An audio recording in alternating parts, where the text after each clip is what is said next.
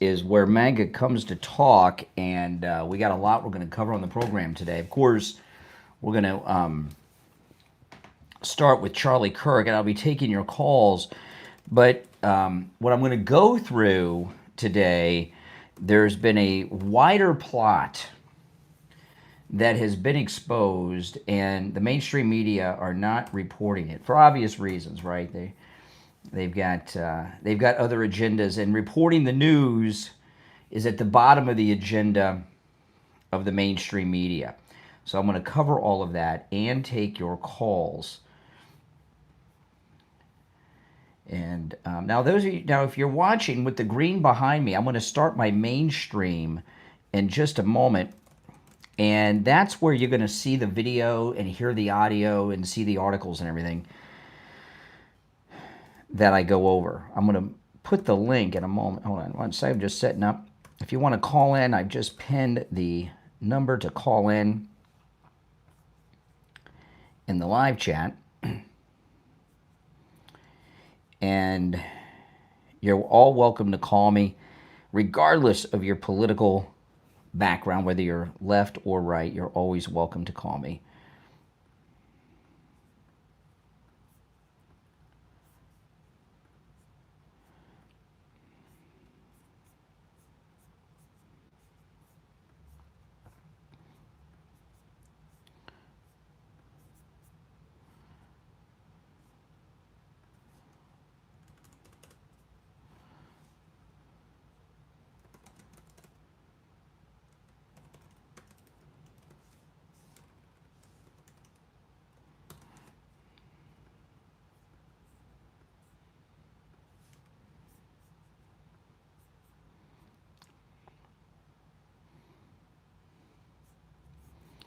Welcome, everyone. This is where MAGA comes to talk.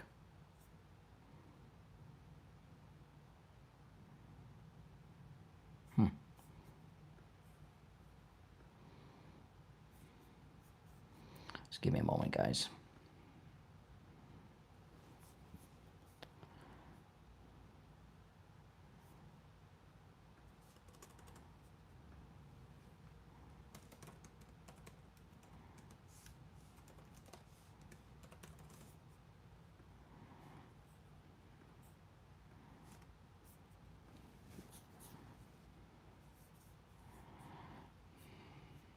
Welcome. If you're new, welcome to the stream. We will get started shortly. Perfect. Okay. I'm just finishing setting up. I'll be done in just a moment, and we will get started.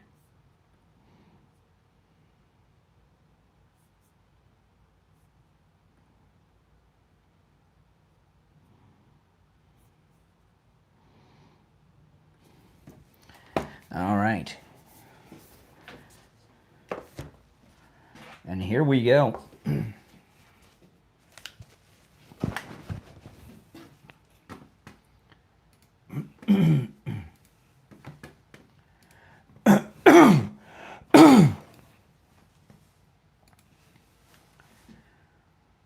Welcome to the program, everyone. My name is Brian Craig. This is where MAGA comes to talk. And a lot has dropped over the past few days. I'm going to cover a lot of things that the mainstream media are hiding from you. All right. There is a lot going on. A lot has been uncovered. And the mainstream media do not want you to know about the things I'm going to cover on the program today. The plot around Charlie Kirk is really intensifying. And we're learning more each and every minute of the program. I'm going to go over things you probably have not heard involving this. You're also welcome to call in. We're talking about, of course, the great Charlie Kirk today. This is our first Monday without Charlie Kirk. And, you know, what's happened here with these evil doers, Charlie Kirk's widow, she referred to evil doers, the evil doers who assassinated Charlie Kirk, remember, are the same people that shot the president in Butler, Pennsylvania. All right, that's just a known thing. Come on, you all accept that. And the reason they assassinated Charlie Kirk mainly was to try to stop his work and his movement. And what we're seeing is not only has it had a complete opposite effect than they intended, these evildoers, Charlie Kirk is bigger and more popular than he ever was. And the MAGA movement has grown to levels we don't even know. I mean, the Turning Point USA, it's being reported, they've had 32,000 requests to start new chapters. And one thing I've been talking about over the weekend on the program is that Turning Point USA, I expect, and I hope they do it soon, for them to launch a Turning Point USA version for adults, because Turning Point USA has been for young people, college kids and high school kids. And if you look at these prayer vigils, these memorials and these events around the country, they are filled with older people, and we are not in college anymore, so we can't go and join the local Turning Point chapter. And you look at what's happened. I saw Don Lemon. I might play this later on the program. Don Lemon was doing street interviews. He went up to a black woman on the street, asked about Charlie Kirk, and she was praising Charlie Kirk. And so many have been red-pilled in the last 3 or 4 days. And there were so many red-pilled after the same people shot the president in Butler during the campaign. And you look at how, these evildoers against the never-Trumpers, the Democrats, the establishment, the deep state, all these efforts that they've worked on against our MAGA movement, against our president, and then, here with Charlie Kirk, every step of the way was to try to destroy our great MAGA movement. And what they've done is they've made it stronger and grown. And if you really think about it, and I don't think that, now President Trump has always been popular. That's why he won against Hillary Clinton, right? He's never not been popular, but he's more popular than ever. The MAGA movement's larger and more diverse than ever. What these never-Trumpers and deep staters have done between shooting the president, trying to shoot him again, and then the assassination of Charlie Kirk, about half of the MAGA movement in this country are red-pilled Democrats or people that didn't follow politics that have been red-pilled because of everything they've done to the president and most recently Charlie Kirk. So we already had a major national movement that won us a national election, but they have turned the entire country into MAGA to levels that even Charlie Kirk and President Trump on their own would not have been able to achieve. That's a pretty amazing thing. So let me get into this first story. If you're new to my program, welcome. My name is Brian. This is where MAGA comes to talk. If you're new, subscribe. I have 2 live streams in the morning. If you're watching on the live stream with the green behind me, if you go to my main screen, my main live stream, you can see and hear the video that I play and the articles I share and everything. If you're watching on the green with the green behind me, and there's a link to that stream in the description of the video. So click that link and jump over there and you'll get all the green screen effect. All right, let me go through this first article. This is in the Gateway Pundit.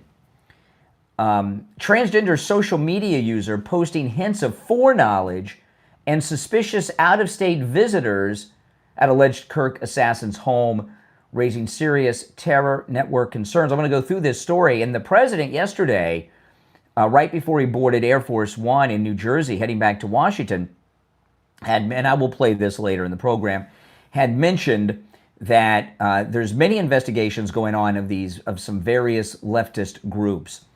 So President Trump is on it. Listen to this. A neighbor's eyewitness account of suspicious activity at accused, this is in the Gateway Pundit, all these articles are on my X. A neighbor's eyewitness account of suspicious activity at accused Charlie Kirk assassin Tyler Robinson's Utah residence, which he shared with a transgender boyfriend, has raised suspicions about possible involvement from out-of-state radicals. Listen to this. Robinson, that's the assassin, all right? So moving forward, unless I mistakenly read the name, I'm just going to refer to him as the assassin, okay? He turned himself in. The assassin is accused of shooting Charlie Kirk moments after the Turning Point USA founder addressed a question on transgender mass shooters. The question was, do you know how many transgender Americans have been mass shooters over the last 10 years? A leftist attendee asked Charlie Kirk before the single gunshot that would take his life rang out. Investigators are now reportedly digging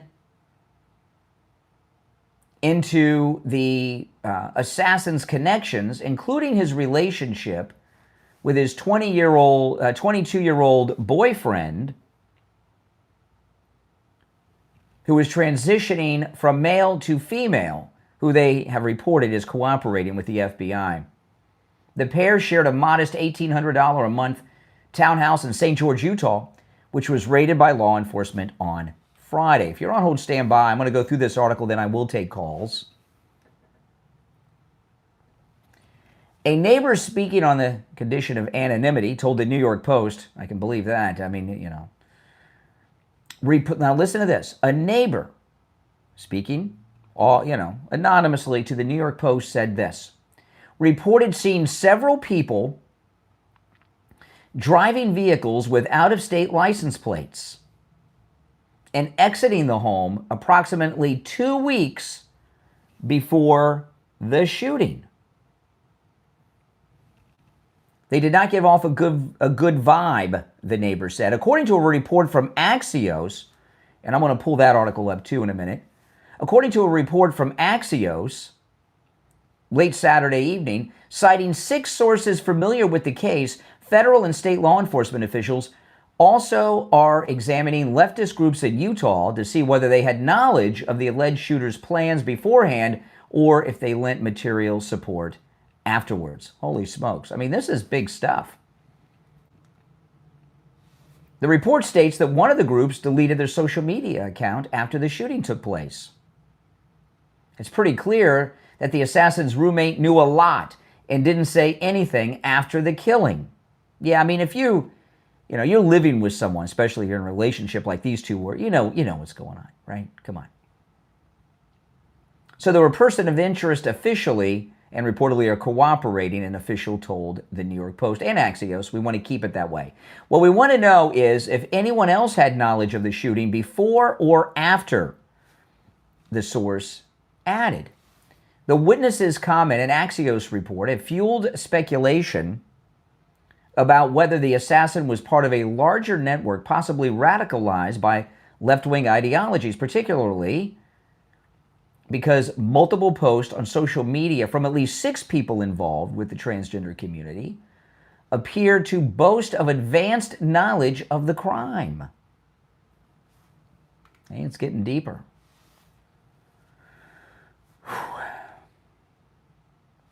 An account with the handle, I'm not sure how to pronounce that, Najra Galves, posted on September 9th, quote, Charlie Kirk is coming to my college tomorrow.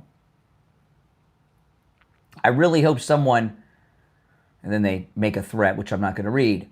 A few hours later, they added the update. Let's just say something big will happen tomorrow with an image of a dog that appears to be grinning.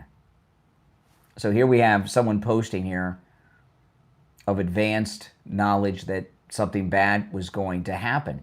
Another X account posted on September 5th about something big coming soon, urging followers to check the news. 5 days later, shortly after Kirk's death was confirmed, they quoted the post and wrote, well, that's that, and followed up by saying, another chud bites the dust.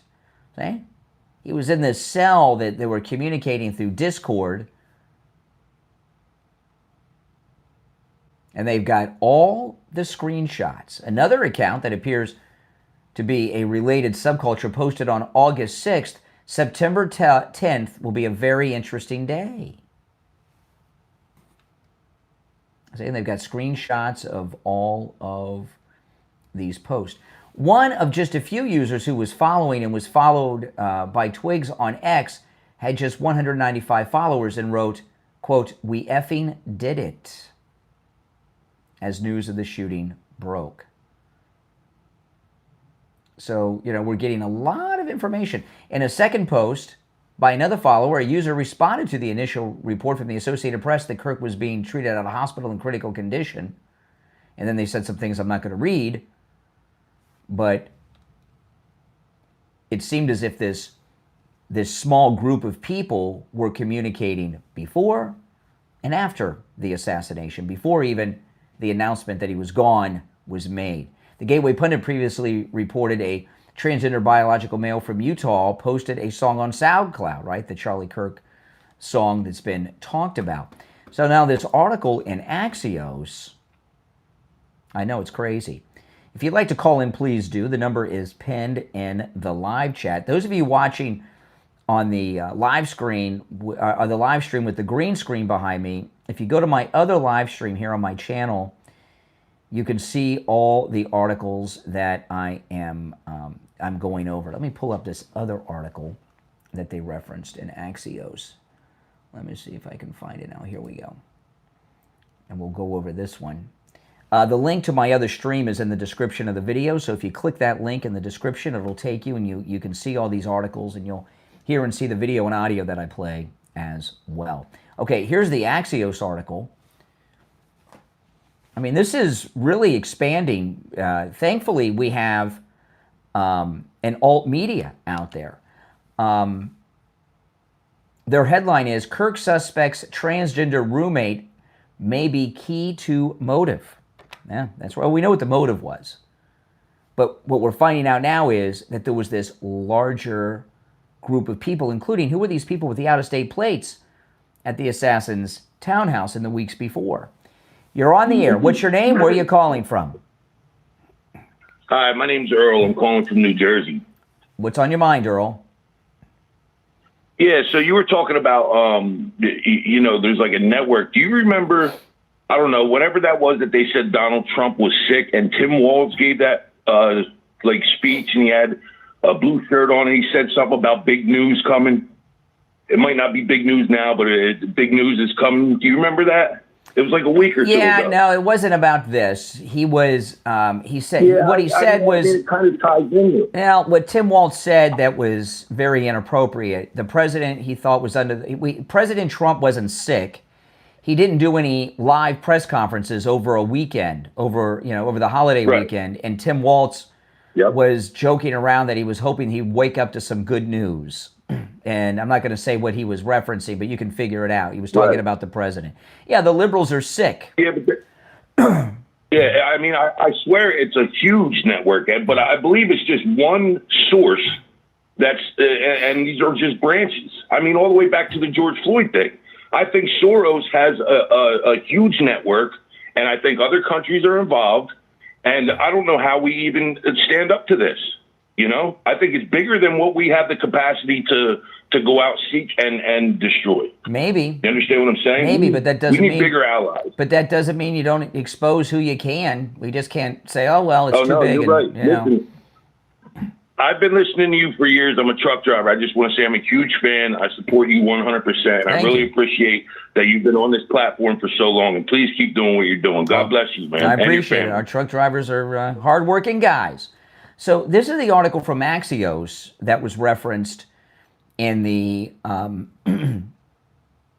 Gateway Pundit article. Now, by the way, you guys know that I've expanded the show, of course, to 4 hours, and I've been starting early and everything else. All of that's brought to you by MyPillow. I didn't announce that until I knew I'd be able to keep doing the show for 4 hours a day, and I've been doing it for a few weeks. I've added that extra hour a few weeks ago. So today, this Monday, is the first day of the announcement. All of the extra content that I've been bringing you, both the 4 hours in the morning as well as the afternoon show, is brought to you by MyPillow. So go to MyPillow.com, use my promo code KANE at checkout, K-A-N-E. You can save up to 80% off of top MyPillow products. The free shipping offer is still in effect, and they're sponsoring all of this extra content I'm doing. So go and load up on your MyPillow products and let Mike Lindell at MyPillow know that his sponsorship is well spent. Okay, mypillow.com/Kane. There's a link to my MyPillow page in the description. Use that promo code Kane and take advantage of all of the deals and discounts there. All right, let's go. You're on the air. What's your name? Where are you calling from? Yep, I'm sorry. You're on the air. What's your name? Where are you calling from? I wanted to hear your beautiful voice. You wanted to what? Brian, I just wanted to hear your beautiful voice. I can't understand you with this fake voice. Use your real voice. Come on. They're going to say, it is my real voice. I tell you, here we have a man in a box in a mortuary awaiting a funeral who was assassinated by a Democrat. And what do we got going on here? You know, you've got these idiots dancing, you've got these creeps. What has happened to this country where we have so many unhinged lunatics out there just behaving in sick, twisted ways since all these things have happened? Now, I wanted to share with you, let me pull this up. This is a photograph of the assassin. Does that look like a MAGA guy to you? He's wearing a French-made dress, and he's got on his wall over his computer the gay rainbow flag next to the transgendered flag. Does that look like a MAGA guy to you? Is that how MAGA dresses? I don't think so.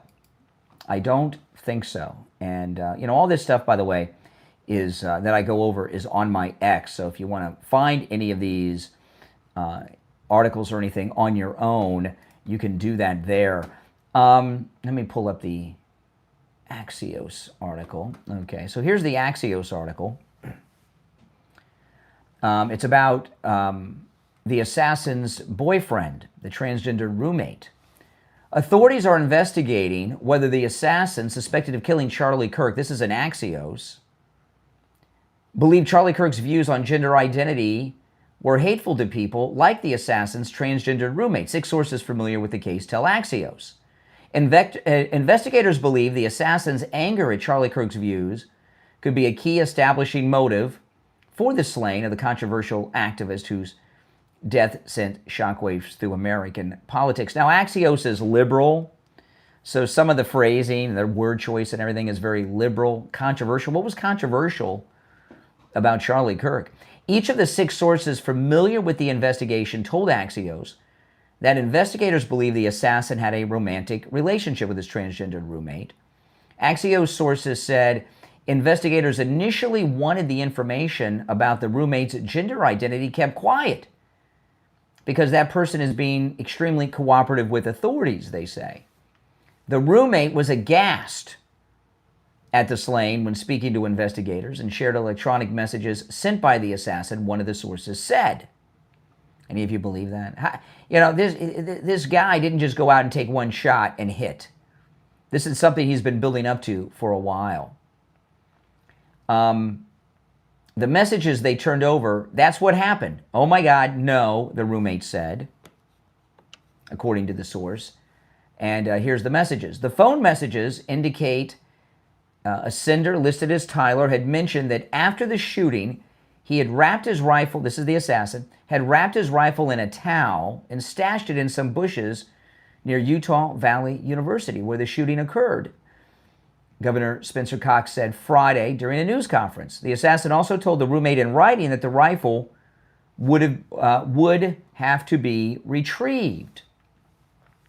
Federal and state law enforcement officials also are examining leftist groups in Utah to see whether they had knowledge of the shooter's plans beforehand or if they lent material support afterward. The political ideology of the assassin, age 22, were subjects of intense online debate. Some conservatives have insisted he's an unhinged leftist. Liberals have pushed back by pointing to his conservative upbringing. Now, again, let me pull up this photograph of him. I mean, his boyfriend's transgender, and this is a photograph of the assassin. That is not a MAGA guy. I'm here to tell you, that is not a MAGA guy. They can say that all they want. They're doing the Goebbels, the Goebbels technique. Repeat a lie often enough, and people will believe it. If you'd like to call in, the number's pinned in the live chat, 888-465-2631. And if you're watching on the live stream with the green screen behind me, if you go to my other stream, you can see all the images and videos and audio that I play, including the image that I'm showing right now of the assassin in a French maid's costume with the transgender flag and the rainbow gay flag. And the link to that feed is in the description of the video. So you guys watch on the green screen. The description to my main stream is, that link is in the description of the video, and you can see and hear everything. All right, let's take some calls. You're on the air. What's your name? Where are you calling from? Oh, hi, Brian. My name is Lisa Pompano. Hey, Lisa. Has anyone said if this guy has had a job? Like, how is he? Because I know he was paying like $1,800 for. Well, I guess he had half the and- rent. It was $1,800, so his half was $9. His boyfriend had, I guess, paid the other half. And that's a good question. That's a great question. I haven't heard anybody bring that up. And how about the FPL bill, whatever your water bills? Who's paying for all Electric, that? And yeah. Did anyone go through a checking account I don't and know. all that stuff? His parents live in a $600,000 I didn't house. know if They I were missed- probably paying for everything, would be my guess. But you're right. I haven't heard anything about it. I was wondering. I didn't know if I'd missed you because I get to see your podcast in the morning, but I know you do so many podcasts. I don't get to watch them all. But I know I do a lot. I try to catch up with. No, Yeah, you do a lot. All right. I thank you so much. That's a great question, yeah. Anything about a job? No, I haven't heard anything about that. You're on the air. What's your name? Where are you calling from? St. Louis, Missouri. I'm Sean Grady. All right, Missouri. What's on your mind? Well, I was just calling because I just kind of thought about, I've been thinking a lot lately about the things that have been going on, and it's just, I'm 62 years old, and, I grew up in a different America, I feel like, and I just can't help but, I wonder, and I'm just kind of throwing this out there, I agree with basically the conservative beliefs today. I was raised Democrat. Yeah. And where I'm sitting today, I guess the presidents that I probably appreciated the most were the ones that were capable of reaching across the aisle. Ronald Reagan, he reached across the aisle. Yeah. And I'm a Bill Clinton fan. I'm sorry, I'm going to catch a lot of criticism for that, but the man reached across the aisle and was able to work with the Republicans and balance the budget. Yeah, well, that was a long time ago. We're in a different place now. I know, and that's the thing that amazes me because it's just it's basic good and evil, and I just feel like I really feel that Trump would be a rock star if he could just humble himself to say, look, the Democrats, knock it off. We're going to work across the aisle here. And we're going to get this done because wait a minute. You're going to walk. How do you walk across the aisle and work with people? When there isn't one to excuse me. Let me finish. Let me finish the question. These are people that are telling us that Charlie Kirk is responsible for his own assassination. How do you walk across the aisle and make deals with lunatics like that? You're right. You're right. I just. I guess I don't know, man. I've been blinded for a long time then to see that our country has just gone to this like this. Yeah, I know, it's crazy. It is, and I appreciate what you're doing and what you're trying to do too. And it's just I grew up in a two-gender America, and I don't know. It's still a two-gender America. Okay. Right. You're right. You're right. And there hasn't been some evolution come along and create new genders. Right. Well, I'm 62, and the good Lord bless me. I have a 6-year-old, and I say that because I was fixed 26 years ago. My other kids are grown. Yeah. And the good Lord bless me with a 6-year-old, and I think about, I'm a realist, in the sense that I look at, what I'm leaving my son, and it's disheartening sometimes when you think about it, because I want him to experience the things, Brian, that you and I did. Well, the country is very MAGA right now. These Democrats are vocal and are acting out, but they're small in numbers. That's why they're acting out so much. The Democrat Party is a cell. Hey, listen, thanks for calling. Great call. I appreciate it. All right, call me again sometime. Yeah, if you're watching live and you want to call, the number's pinned in the live chat. You're on the air. What's your name? Where are you calling from? Okay. Well, he thought better of it. So, as this goes on, we're getting more and more information. Here's another article. It's in the Gateway Pundit. The headline, quote, "We effing did it. Ex-user connected to the assassins' alleged boyfriend celebrated Charlie Kirk's death in the moments after the shooting." See, we're now moving into was there a cell? And the more you see, it looks like there was some type of, I don't know, some are calling it trans Tifa, but some type of cell that this monster assassin was connected to. You're on the air. What's your name? Where are you calling from? It's James. I'm calling from Atlanta, Georgia. All right, James. What do you think? What do you think's gonna? Do you think tensions are gonna rise because of this, or what do you think's a reasonable response to what's recently happened? What's happening? You arrest all these people. That's the reasonable response. Yeah, that would be great.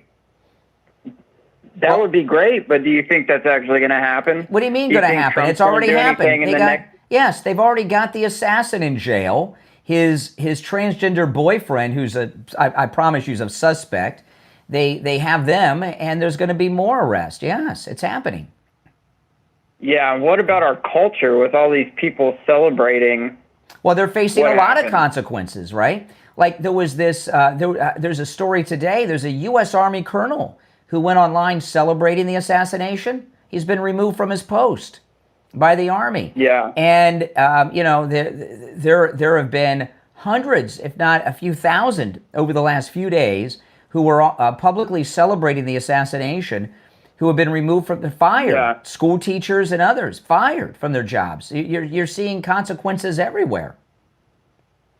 Well, it's good to see. I didn't actually think that would happen. It seemed happening. like everybody got away with whatever they wanted. No, there's consequences happening all over. We're used to being the ones that get canceled everywhere. Well, we're not. That's not what's happening now. It's the opposite effect is happening. So yeah, there's severe consequences their own medicine, going on. maybe. Mm-hmm. It's not their medicine. It's called, you know, President Trump is resetting the country back to normal. Yeah, I agree with that. I think so. I guess I'm personally pretty surprised about what happened. Well, Blew my mind. Yeah, mine too. We're all shocked. Yeah, that's all I had to say, I guess. All right. Well, thanks, welcome. Man. Thanks. Call again sometime. Yeah. If you'd like to call in, the number's pinned in the live chat. And again, those of you watching on the live stream with the green screen, if you go to my other stream on YouTube, you get to see the articles and see the videos and everything I'm sharing. The link to that stream is in the description of the video. You're on the air. What's your name? Where are you calling from? My name's Jamie Lee. I'm from England. Jamie Lee in England. What's on your mind?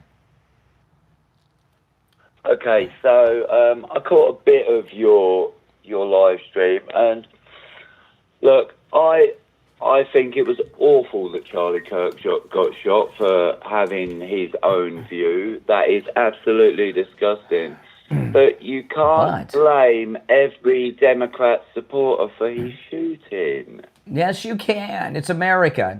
We have free speech. Yes, you can. And you look at what the Democrats are. You know what the Democrats are doing.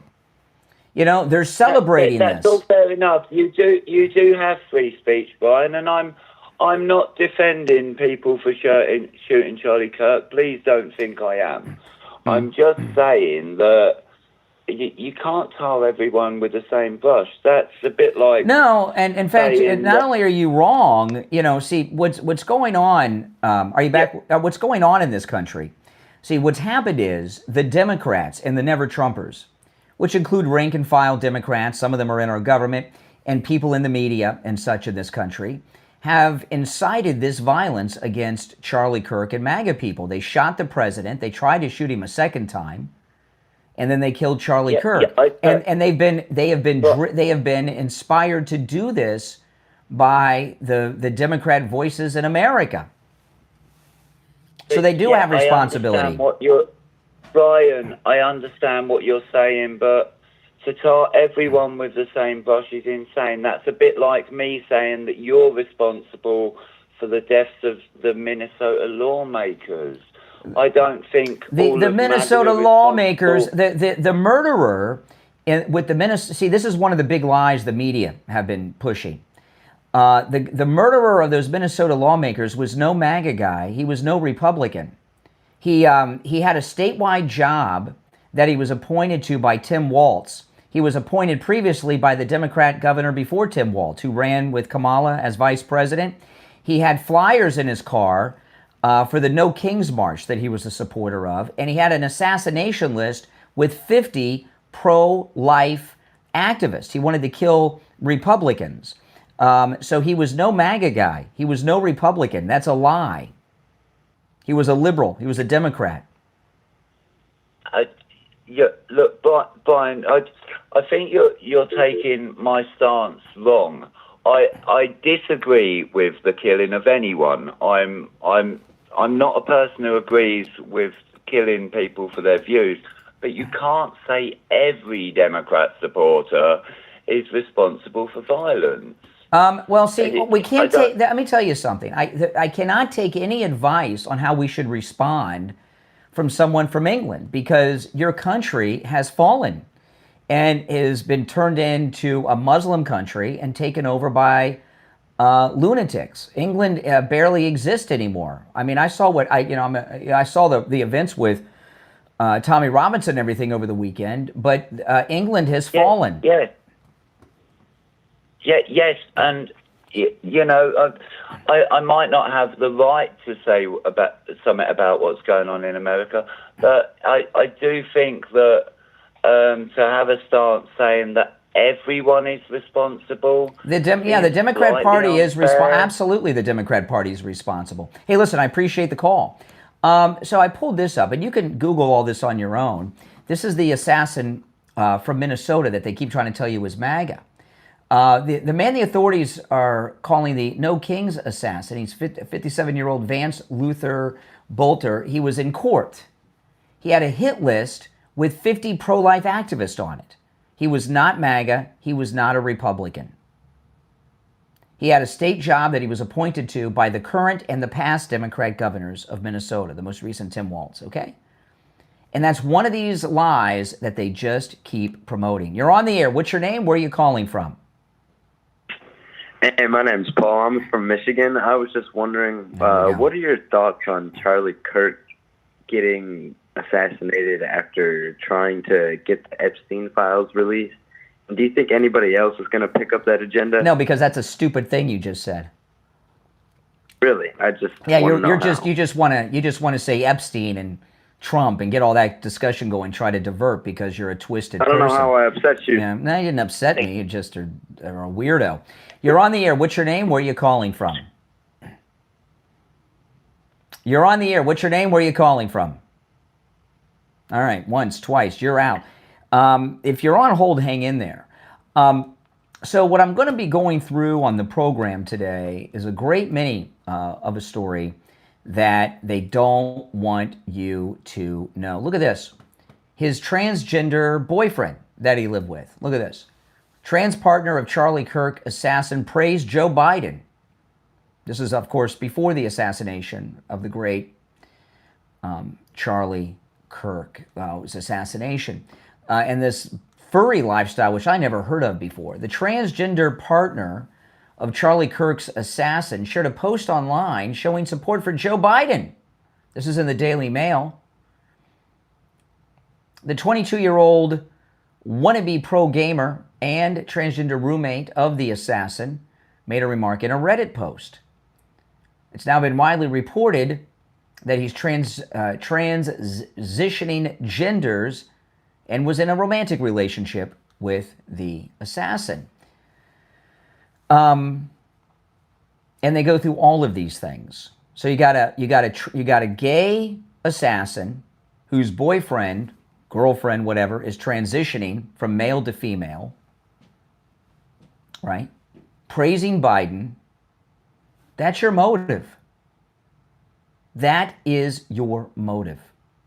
It's all right there. And I know they keep telling us, oh, well, why do these things matter? Because these are the things that led to the assassination. And, to the caller from the UK, where all this has come from is that the left have been riling people up. They have incited this violence. And they haven't even stopped, right? The things that he had etched on his bullets were things that they say regularly in the mainstream media about MAGA Republicans. It's like we were talking over the weekend. Dinesh D'Souza made such a good point. Charles Manson never murdered anyone, but he incited others in the Manson family to do it. That's what the left are doing. They're inciting violence against people. The president, and most recently, Charlie Kirk. You're on the air. What's your name? Where are you calling from? You're on the air. Hello, this is Ashley. Yes, yes, I can hear you, Ashley. Turn down the volume in the background of whatever device you're listening to me on. You're on the air. This is Ashley. There's a delay, so you got to turn down the volume in the background. Go ahead, Ashley.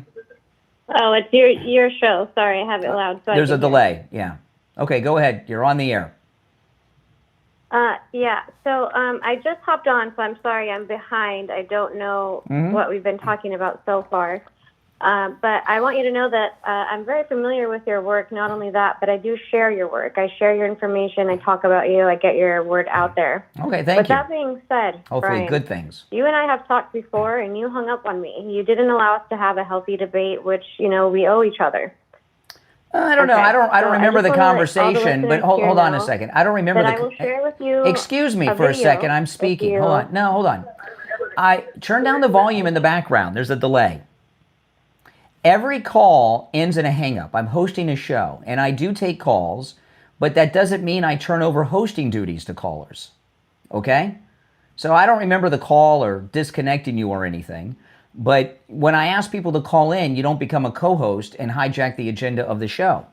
That's just, I don't let callers do that. We have open phones on Friday. So anyway, what's on your mind today? Well, Israel killed Charlie Kirk because Charlie Kirk was talking about the Gaza. See, now I know why. I don't remember the call. I have a video of it. There's a video. Okay, there's a video. There's a video. She's got a video of it. Yeah, I probably let her go because she's an anti-Semite. Okay, and she probably said something about her anti-Semitic views, and that's probably does she sound okay to you? She sounds like a nut. You're on the air. What's your name? Where are you calling from? Hi, I'm Aaron. I'm calling from Florida. All right, Aaron. Yes, you're on the air. You're on the air. Okay, yeah. I was curious. Here we go. Since you're talking about, sorry. Go ahead. Yeah, I was curious since you're talking about how Democrats are ratcheting up violence, using a lot of violent rhetoric. What would you say about the President of the United States repeating proven lies constantly?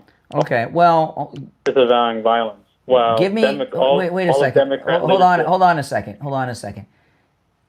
You're comparing. I'm not. President Trump doesn't lie. However, you're comparing someone telling a lie to someone assassinating a human being. I don't understand the moral equivalency of those two things at all. Because when explicit lies are intentionally spread to incite violence, this is how the reason why stuff like this is starting to happen is because Republicans are completely unable to. See, this is the problem with the left. You're justifying the assassination. You just did it. I'm not. No, I'm not. I think the assassination was terrible. It was horrible. Oh, I'm glad I asked. Yes. Yeah, I hear I hear the grief in your voice. Well, it is. I think all deaths, especially politically motivated deaths, are an extremely terrible, gross But you're thing. comparing President Trump to this Democrat assassin of Charlie Kirk. I don't understand that. That doesn't even make sense. Like I'm going to say, Trump used his rhetoric to incite, I know you're not going to like me saying this, but to cite an insurrection on J6. Okay, hold on a second. I missed this. Hold on a second. There was an insurrection in this country? The government was overthrown? When did that happen? Does an insurrection have to be successful for it to be an insurrection? Well, I missed this insurrection you're talking about. J6? January? Okay, what insurrection? What happened that was an insurrectionist activity on that? I've got 30 seconds until the radio show starts. So I'm going to keep you on. But we got to have a little silence. Don't lose your thought, okay? Because we're going to be switching over to the radio station in a few seconds, and I'm going to open up the show, and then I'm going to go back to you on our conversation. All right? So stand by. Okay, where can I see? Just stay right here. Show? If you go into the description of the video, click the link in the description. I'll come up. All right, stand by.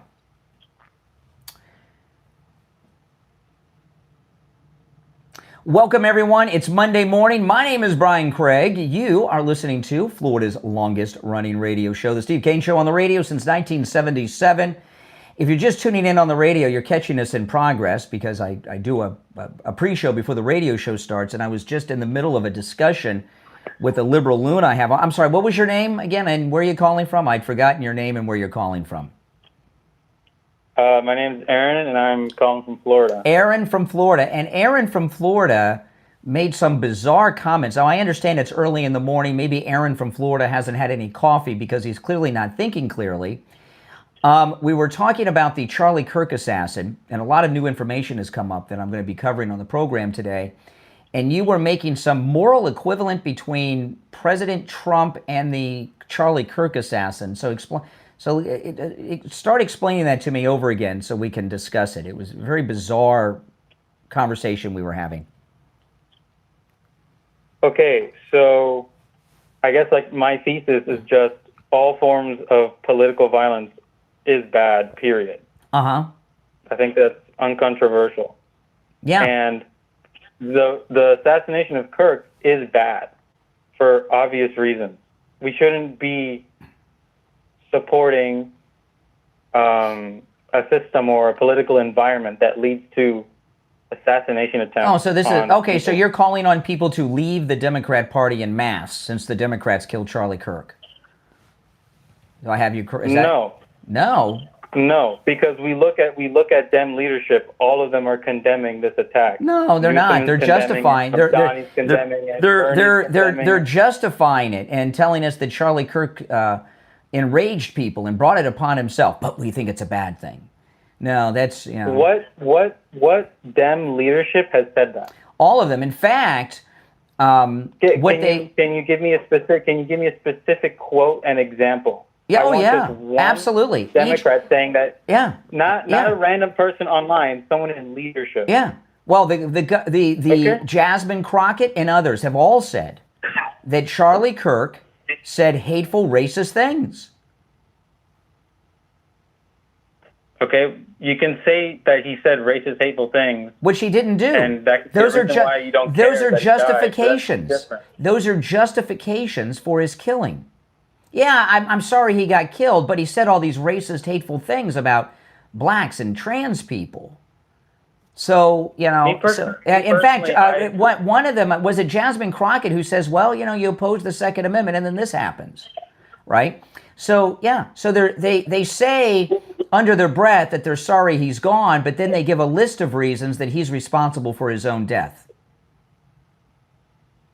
Isn't this the exact thing Republicans do all the time? No. Every single day? Give me an example of Republicans going out there killing Democrats.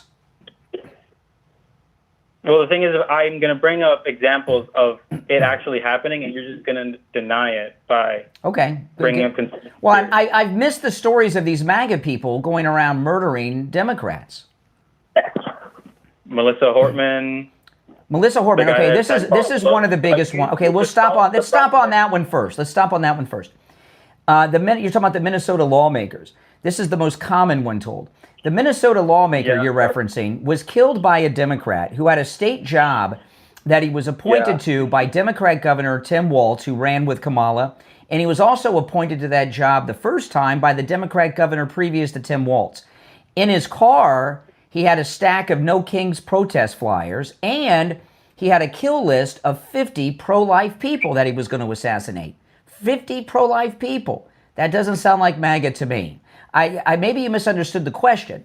I said, give me an example of MAGA people running around killing Democrats. You guys, the Democrats killed Charlie Kirk, and they shot President Trump in Butler. Here's the thing. We look at, because what you're explaining to me sounds nice if you don't know any of the facts. No, I told you. You also don't know. Why did he have a kill list? Why did the guy in Minnesota have a kill list with 50 pro-lifers? How many Democrats were on that kill list? How many Democrats were on that kill list? Do you even know? Well, then you're telling me he's not MAGA. He was just a psychopath killing all kinds of people.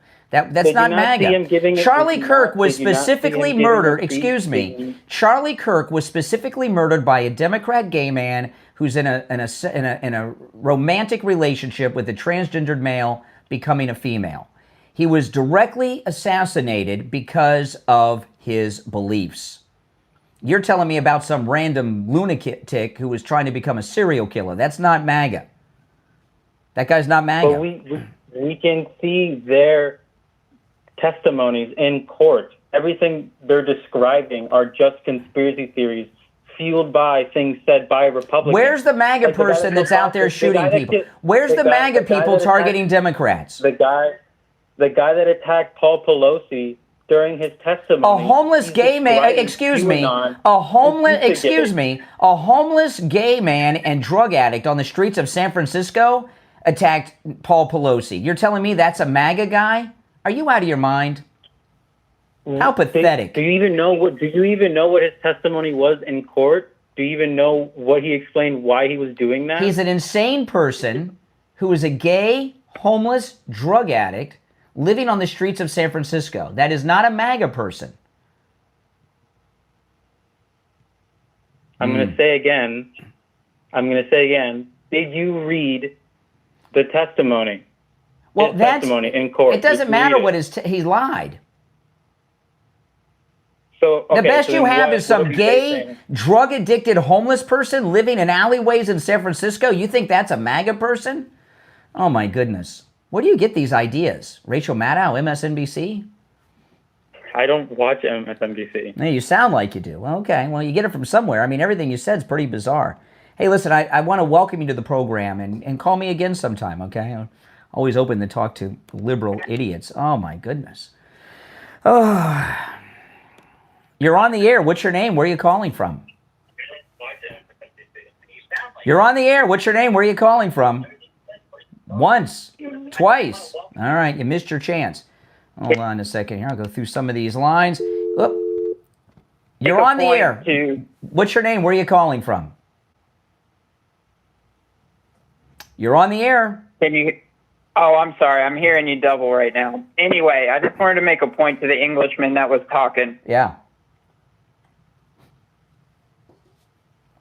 So, yep. You got to turn down these things that have occurred. Yeah. You got to turn down the volume of whatever device you're listening to me on in the background. You got to listen on your phone. All right, I got it. You got to listen on your phone. There's a delay. Yeah, I'm hearing that now. I got it. Mm-hmm. I think it's fixed.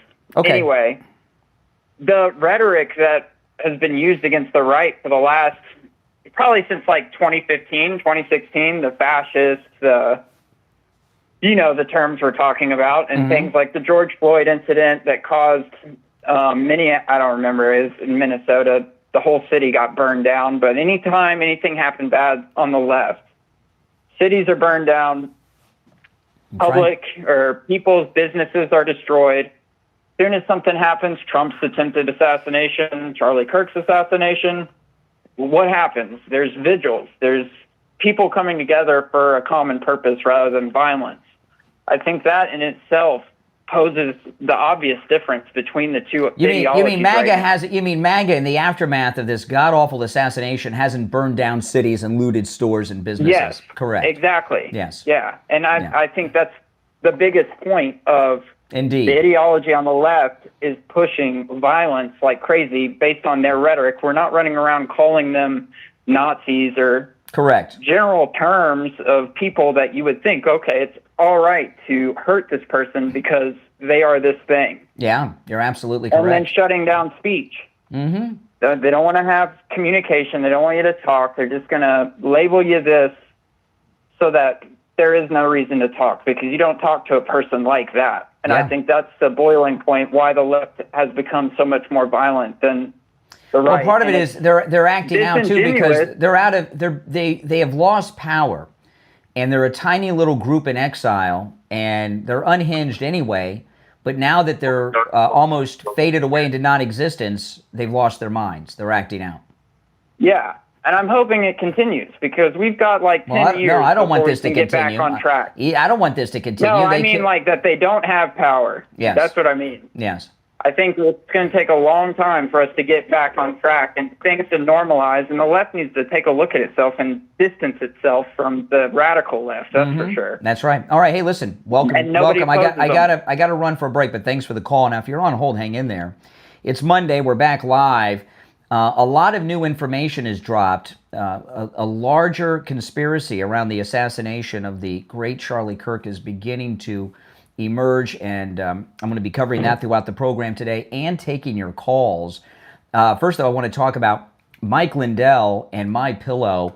You know, MyPillow has incredible deals going on right now, and if you want to support this program, go to mypillow.com and use our promo code Kane at checkout, Kane. Every time you use our promo code Kane, you're getting great products from Mike Lindell, whether it's the pillows, the blankets, the sheets, whatever it may be, the towel sets that are back in stock, but you're also supporting the program at the same time. And it is fall. It's a great time to start doing your fall shopping. You can use our promo code Kane at checkout, Kane, on all the specials at mypillow.com. However, as we're starting to move towards the cooler months, you know, MyPillow has an incredible line of blankets that are as low as $25. They have many different types of blankets, some for the bed, some for the bed, throw blankets for your couch. They have every type of blanket you can imagine, as low as $25 with our promo code Kane at checkout. And there's also the free shipping offer is still in place. So go to mypillow.com.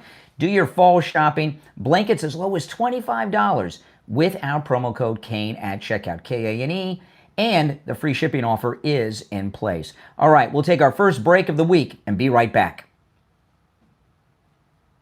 All right, we're on a radio station break, but the show is going to continue. Let's take some calls. You're on the air. What's your name? Where are you calling from? I'm John, and I'm calling from Sunnyvale, California. Hey, John in California. Here, Brian. Yeah. Yeah, Brian. Yeah, you literally just called everyone liberal, stupid idiots, and you keep bringing up Charlie Kirk's assassination. I think you're stroking hate and fear into the entire populace. I don't know why you would do that after literally this event. I don't know why you would just keep stroking this flame, but you're literally the problem with this country. I don't know who made you famous or gave you a radio show, but dude, you need to stop. Stop what? Stop sharing my opinions?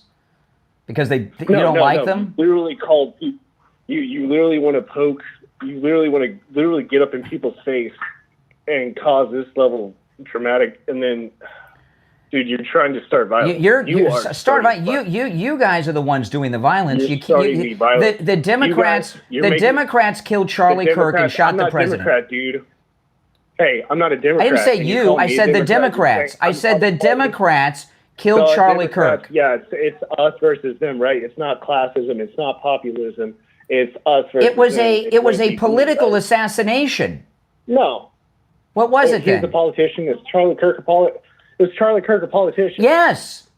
Was he? No. Yes, he was very. Yes. In fact, Charlie, last night at the Vigil at the Kennedy Center, Bobby Kennedy Jr. Was he a politician, yes or no? I'm not here to listen. This is not a yes or no answer. I'm not on a witness stand. It is a yes or no answer. Well, on your show, I'll call in and I'll have to answer yes or no. But on this show, we give deeper answers.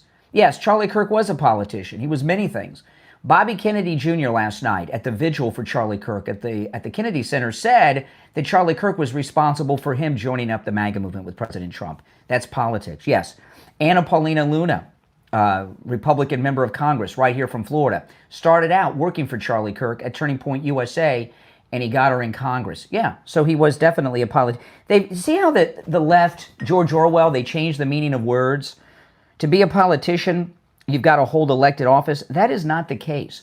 If you're on hold, stand by. There's one opening on the board. We're going to be back in about 30 seconds. And this is a commercial break on the radio, but we're still live here. There's one opening. If you want to call, the number's pinned in the chat. If you're watching on the live stream with the green background, if you jump over to my other stream, here on YouTube, you get all the benefits of the green screen effect. You get to see and hear the articles and videos that I play. There's a link to my main feed in the description of the video. So if you're watching on the green screen, go there and click that.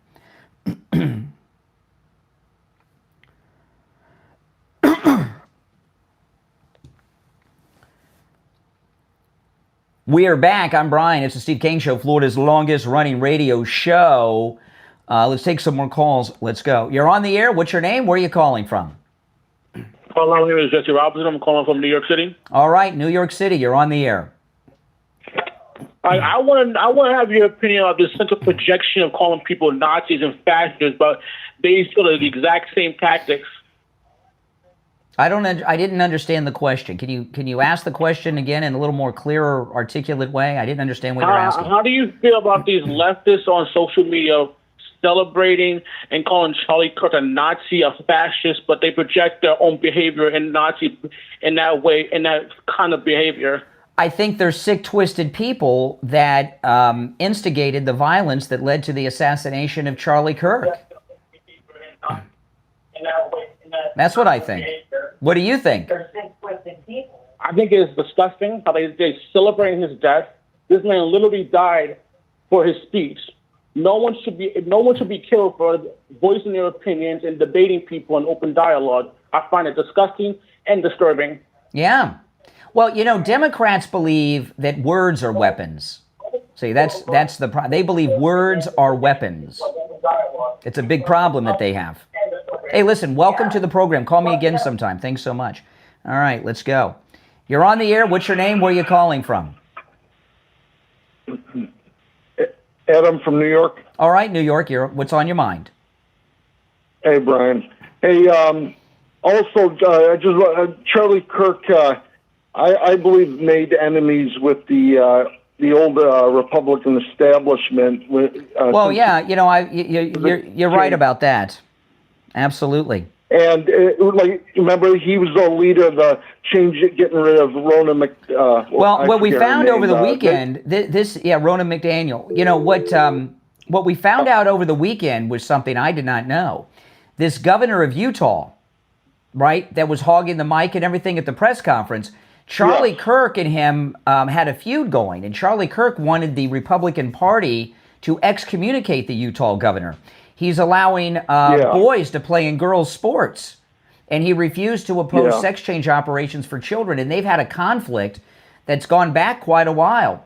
I didn't. Now we know why he immediately came out without any investigation and said this was a single assassin lone man event. Yeah. There's craziness is going on in this country. Yeah, but when I used to be on Facebook back in 2011, Charlie Kirk, he liked. I wrote a note there to the RNC on their Facebook website. Yeah, and Charlie Kirk liked it. Awesome.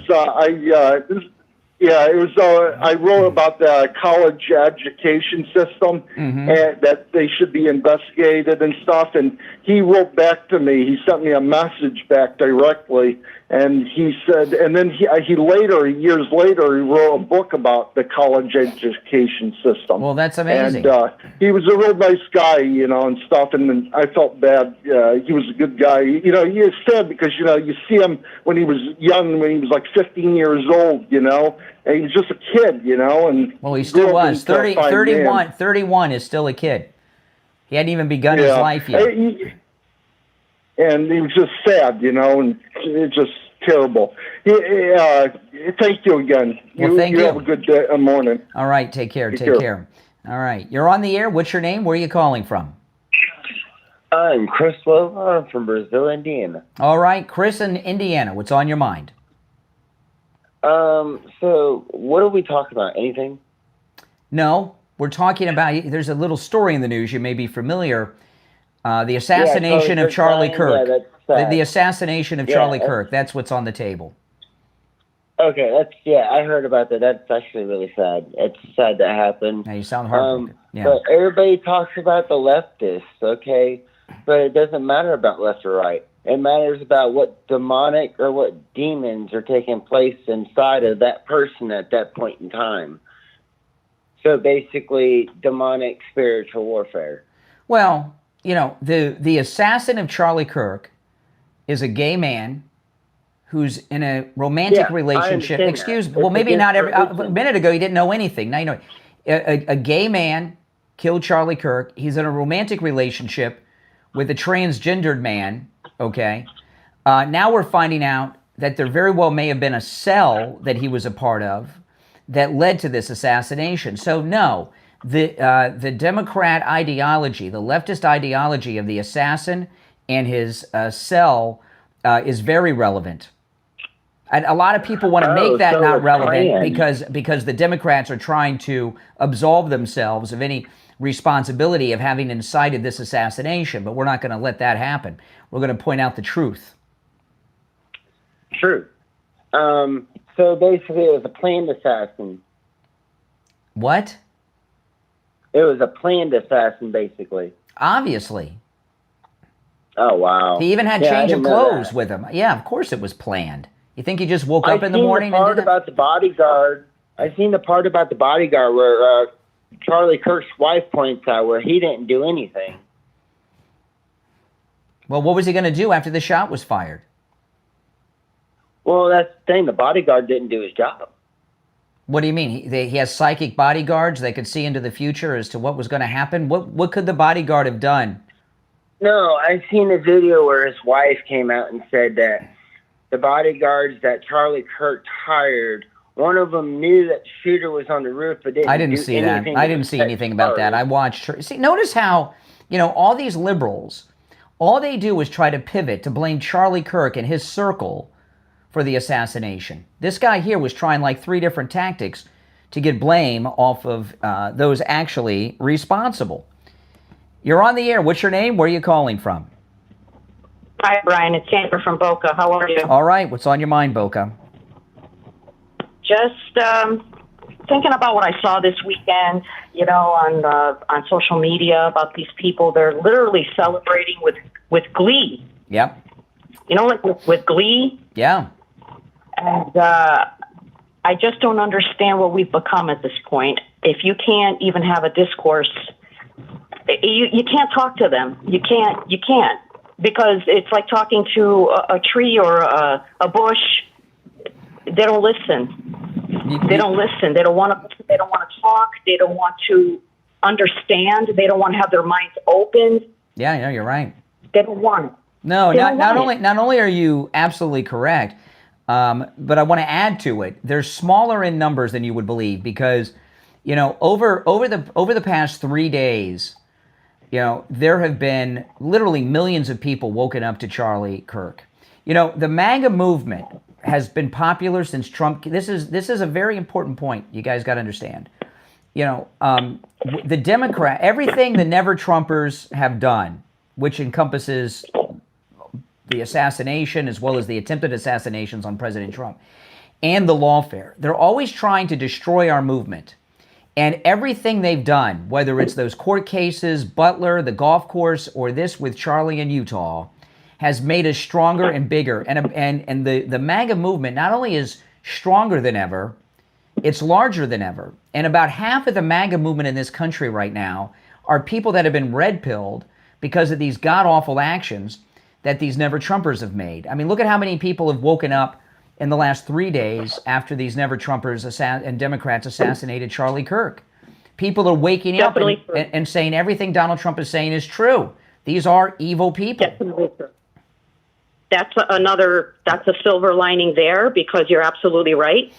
Seen a lot of people say, you know what, I'm leaving that side and I'm going on to the other side. Welcome, you know, and I'm like, welcome, because now they're actually seeing things for what they really are, that you can actually shoot a person. That's right. For just saying words.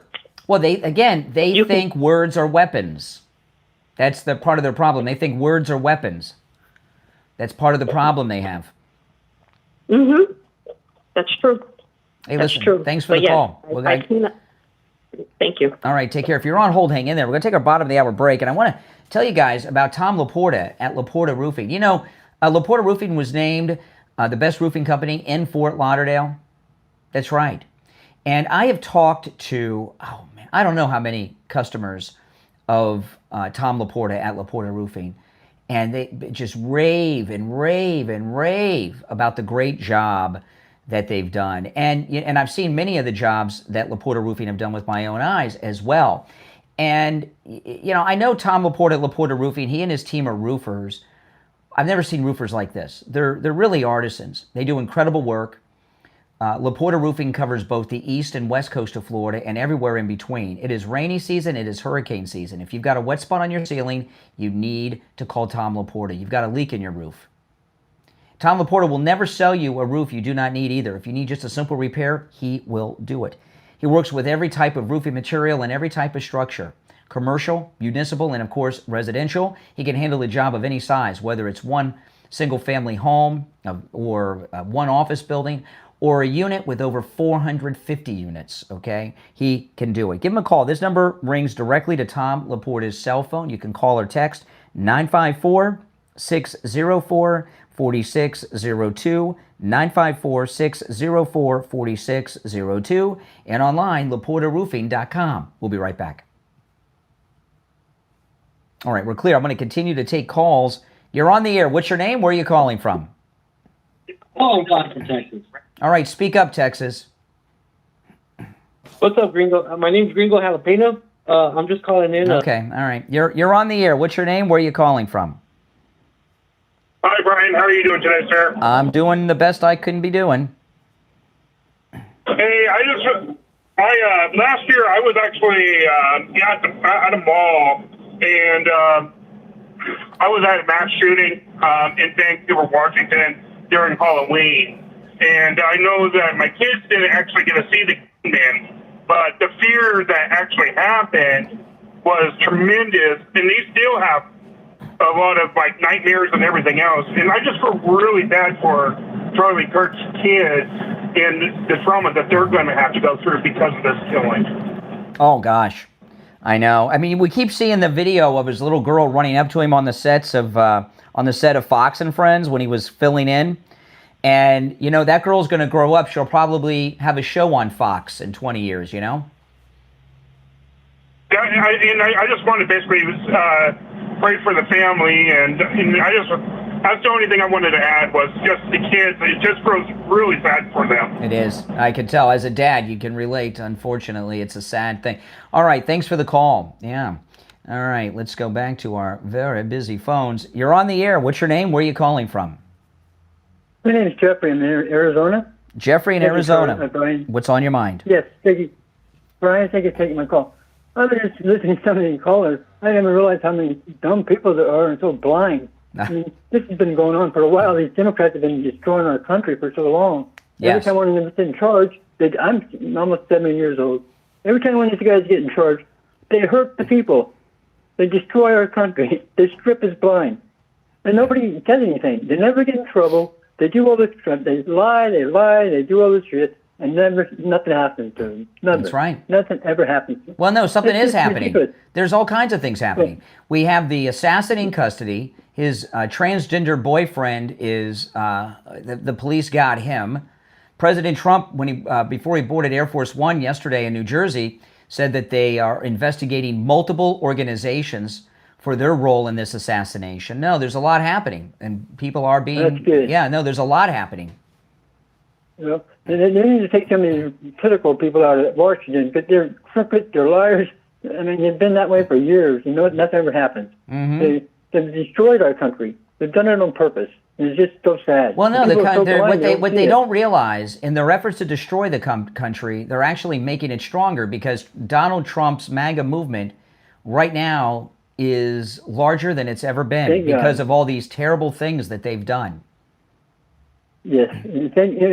Charlie was a great man. He was a man of God, man of the people. He talked the truth. He tried to open people's eyes to the truth of what's going on, and then mock him for that. Yeah. They cut him down. And when you talk about sin and you call it good, then there's something wrong with those people. Yep. Sin is not good no matter what form it comes in. Well, listen, I appreciate the call. I got to move on, but take care.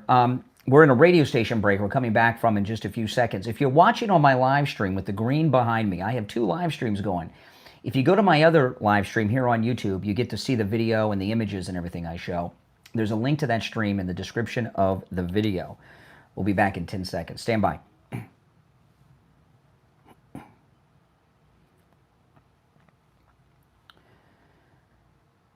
Welcome back. I'm Brian Craig. You're listening to Florida's longest running radio show, The Steve Kane Show, on the radio since 1977, celebrating 49 years on the radio. Our number is toll-free, 888-465-2631. You're on the air. What's your name? Where are you calling from?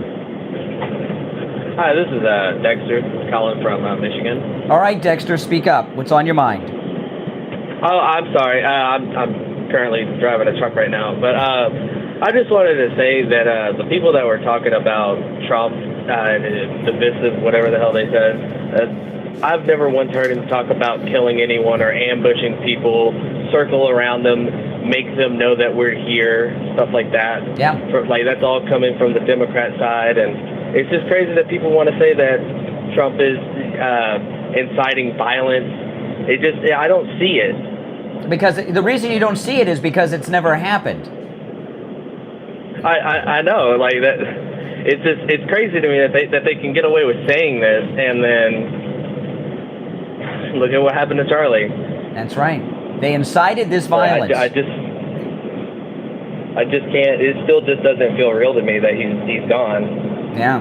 Well, I agree. I'm still in shock over it. Yeah, like whenever I saw your when you were live, I didn't even know it happened until I saw your video, and then I had to look it up, and then I saw what happened, and it just didn't feel real. I know. So I wish it wasn't real. Yeah. You know? But we're coming to that point in our country where we can't look at parties. We got to look at good and evil.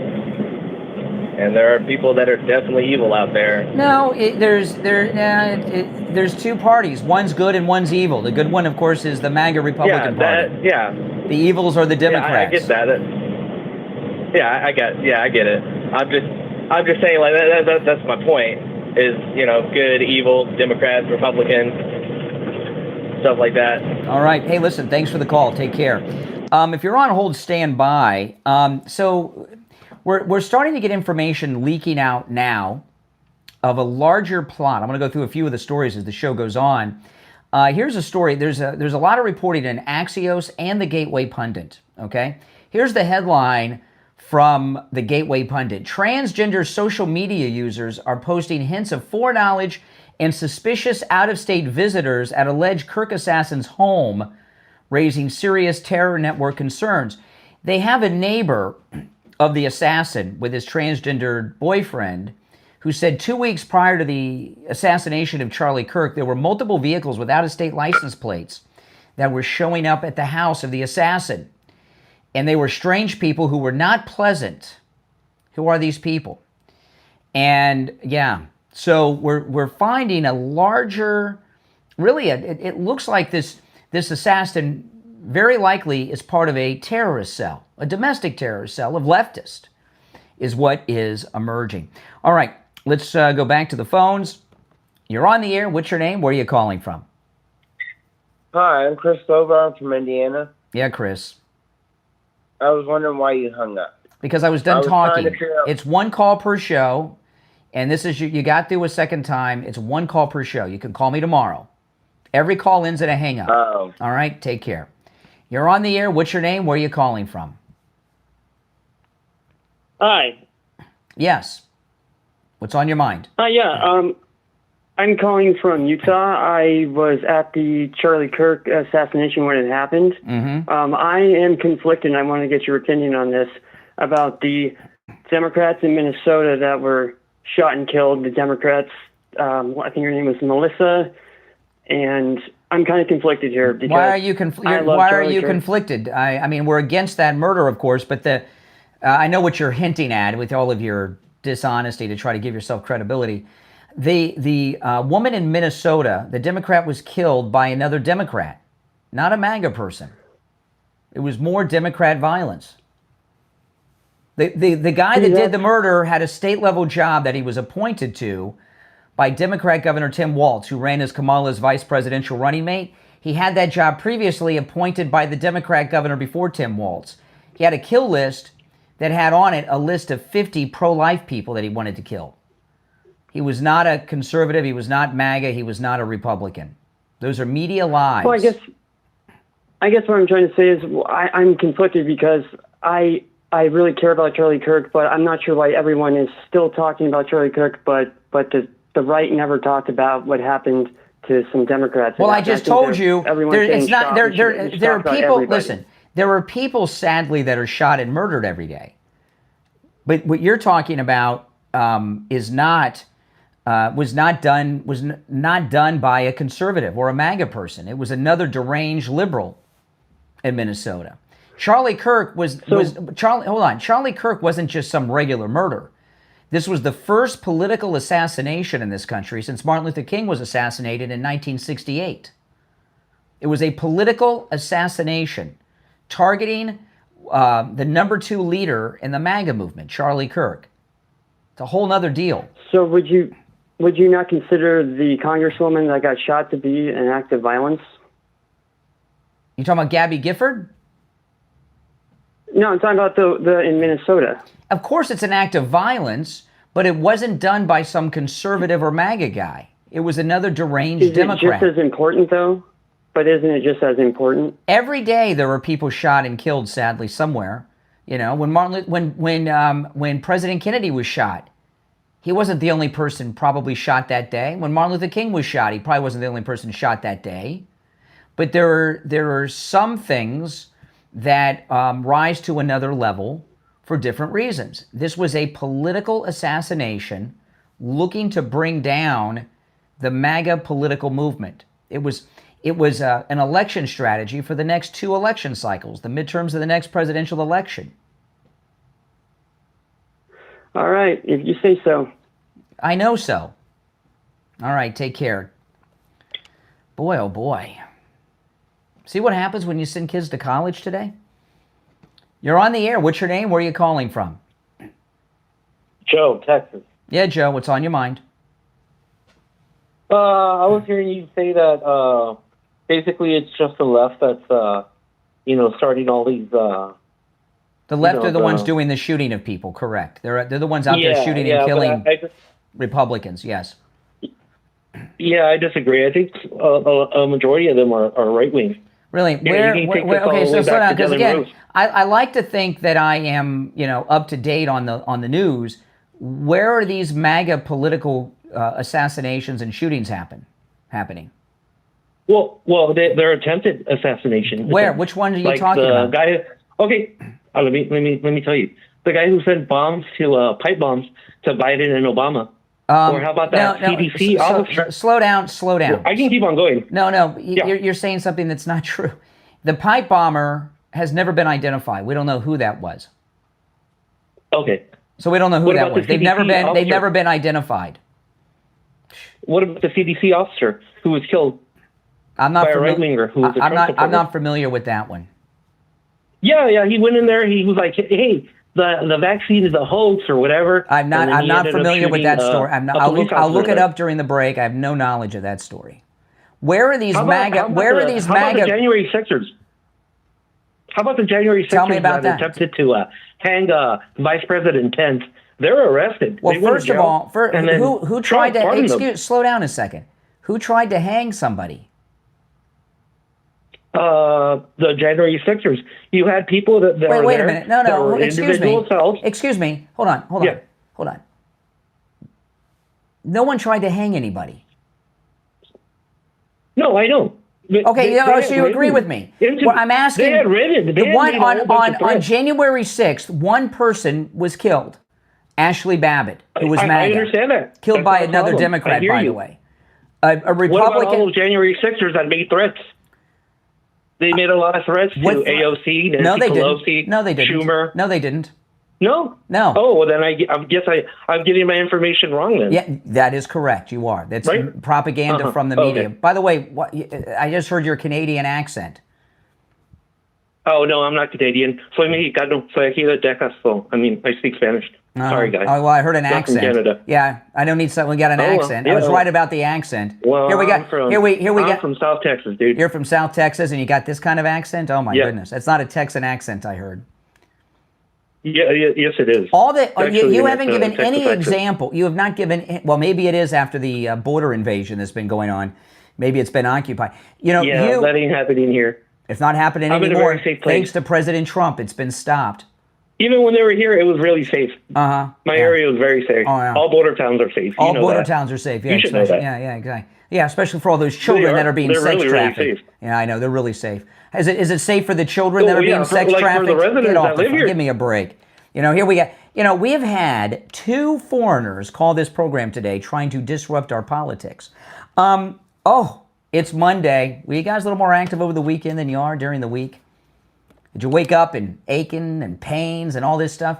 You having a hard time getting out of bed because you're in pain? Go see Dr. Appleton. You know, Dr. Appleton, who can rid you of pain like he's done with me 7 times, those pains you're waking up with this morning, he can rid you of them with his laser away pain treatment. And since appointments are not necessary and walk-ins are welcome, you can start the week off having been treated for your pain and start your week pain-free.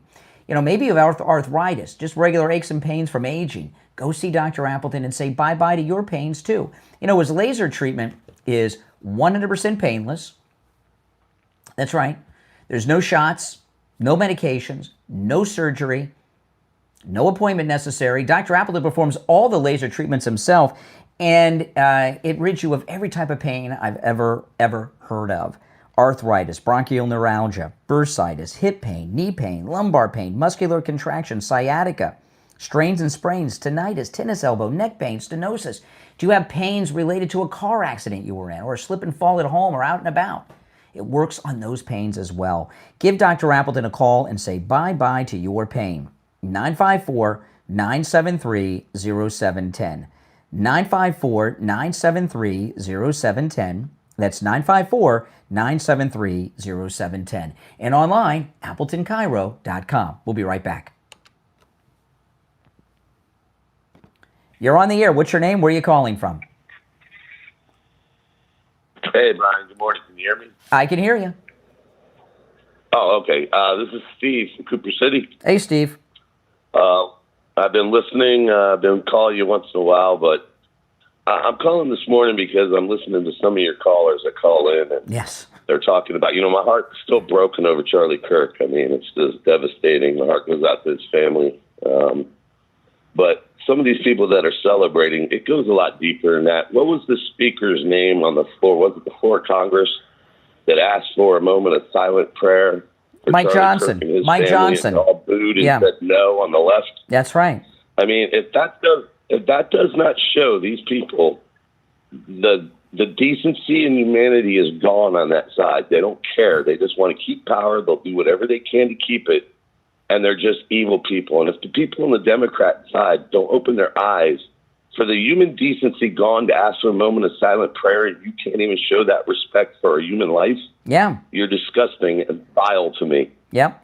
So there is some truth to what that guy said about evil and good. Like you said, the two parties, yes, one is evil and one is good. And we're going to shine. And, you know, that beautiful wife of his, when she gave that speech, I believe every word she said. I think the movement is going to get stronger. And, you know, what they tried to do was take away the future of our youth because they were so impressed with what Charlie was doing with them, opening their eyes. That's right. To what the colleges is doing with the indoctrination. I mean, we well, need to look you know, at the reason we got to correct that is because they're trying to say, well, this isn't about politics. This is just an evil guy, right? They don't want to. They don't want to. The Democrats are trying to totally clear their name of having any responsibility when they incited this violence. Listen, I got to run, but thanks for the call. I give you the last word. I got 10 seconds. All right. All right, that was he didn't. He thought of one a little too late. All right, if you're on hold, stand by. We're going to be back in about 15 seconds. This is a radio station break.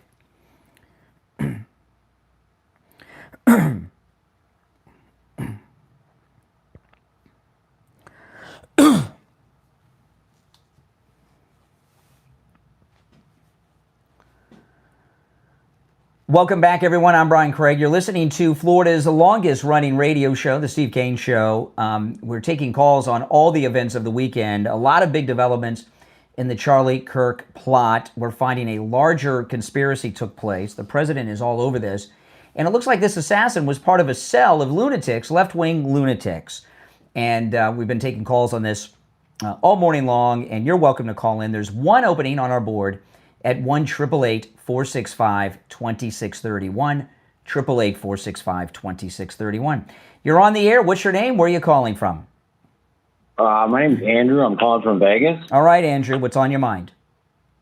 Oh, well, I just want people to realize that this is like both sides of the aisle. That like, and people keep trying to act like there's a very few congressmen, I would say maybe just a couple, and just a couple on the House of Reps that are actually not like, I think, being like held through blackmail or just through their previous like commitments. What like are you I think that when about? You say this is both sides of the aisle. What is both sides of the aisle? I'm confused as to what you're talking about.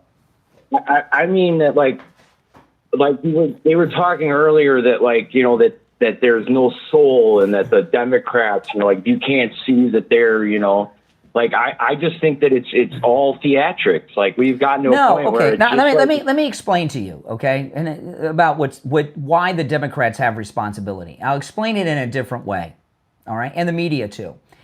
You ever see any movies like time travel movies or something where they talk about going back in time and killing Hitler? Oh, if we could go back in time and kill Hitler, look at all the lives we would save, right? The Holocaust, the Second World War. And there's been movies and television episodes of Twilight Zone and things made about going back in time and killing Hitler. And that sounds like a pretty good thing, doesn't it? I don't know. Killing Hitler? You know where I'm going, so you don't know because you know where I'm going. But I don't care where you're going. I'm going where I'm going. I'm going where I'm going. Okay. In fact, Tom Cruise made a movie years ago where he played Colonel von Stauffenberg, who was one of the conspirators that tried to assassinate Hitler. So, assassinating Hitler, those guys are heroes. We look at Stauffenberg, even though he was a Nazi, as a hero because he was part of a plot to kill Hitler. Going back in time and killing Hitler, heroes. Well, the Democrats and the liberal media have spent over 10 years. Now, keep in mind, this assassin was like 11 years old, 10, 11 years old when Trump came down the escalator, right? Somewhere around there. The Democrats have spent over 10 years telling us that Donald Trump and his supporters, he's Hitler, and we're all fascist Nazis. They've been doing that for over 10 years.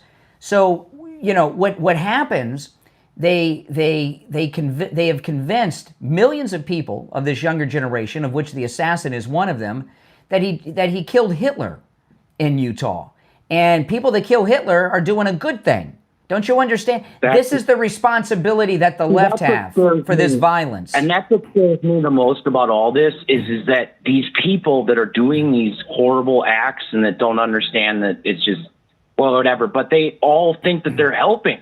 Correct. They truly believe that but they have been brainwashed by the left, by the media, who are responsible for this assassination, just like the shooting of the president in Butler. Don't you get it? All this violence is one-sided. All the violence is from the left. Now, the media, since Charlie Kirk's assassination, keep trying to tell you that it's coming from both sides. There's no violence from the MAGA movement. The examples they gave are all BS. Yeah, no, I do agree with you on that point. I just want people to realize that this political theater, I think, has gotten to a point where it's just hurtful. And we need. All right, it's hurtful. Thanks a lot. Yeah, it's very hurtful to Charlie Kirk and his family. Oh boy. Hello. You're on the air. What's your name? Where are you calling from? Hi, I'm Sabrina. Yeah, speak up, Sabrina. I'm sorry. I'm sorry. I'm having a hard time hearing you. Can you speak up? Give me 1 second. I'm sorry. That's okay. No problem. All right. Is that better? That's a little better. Yes. Go ahead. Okay, yes, sir. I just want to say, that everybody since Charlie's been shot, that the only thing the Democrats can really bring up is January 6th. And, I have a friend who was working over in D.C. On January 6th, And he swears to me, and I've known this guy 40 years, he's never lied to me before, that there was vans pulling up with guys passing out MAGA hats and handing out bricks and telling them to go wreak as much havoc as you can. And he said they were not MAGA. That's correct. I promise you, the guy that broke that window at the front door of the Capitol was Antifa. MAGA don't break windows. And the film footage that's very difficult to watch of the murder of Ashley Babbitt was taken by a Black Lives Matter guy who was wearing MAGA gear from head to toe. So, yeah, there were Antifa and Black Lives Matter and feds dressed up as MAGA people in that group. Absolutely. Well, I just hope my friend Suzanne, who lives in Florida, hears me, because she hasn't spoken to me since the election, when I simply asked her, what has Kamala Harris done for our country other than take race relations back 50 years? What positive thing has she done? And she blocked me and hasn't spoken to me since, and we've been friends like 35 years. Well, I'll tell you, you know what Kamala Harris's greatest accomplishment has been? I know, she has one. She has one accomplishment. Her greatest accomplishment, you know what it is? What's that? She lost to Donald Trump. Thank you very much. Yes. Yes, exactly. Yeah. Well, I just want to thank you so much for standing up for MAGA, because,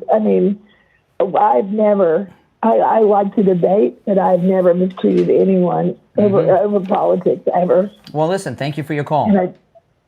Thank you. Bye-bye. All right, thank you. If you're on hold, stand by. Our number is toll-free, 888-465-2631. I want to talk about Friendly Tire in Margate. Every car in my family is on the road on Friendly Tires.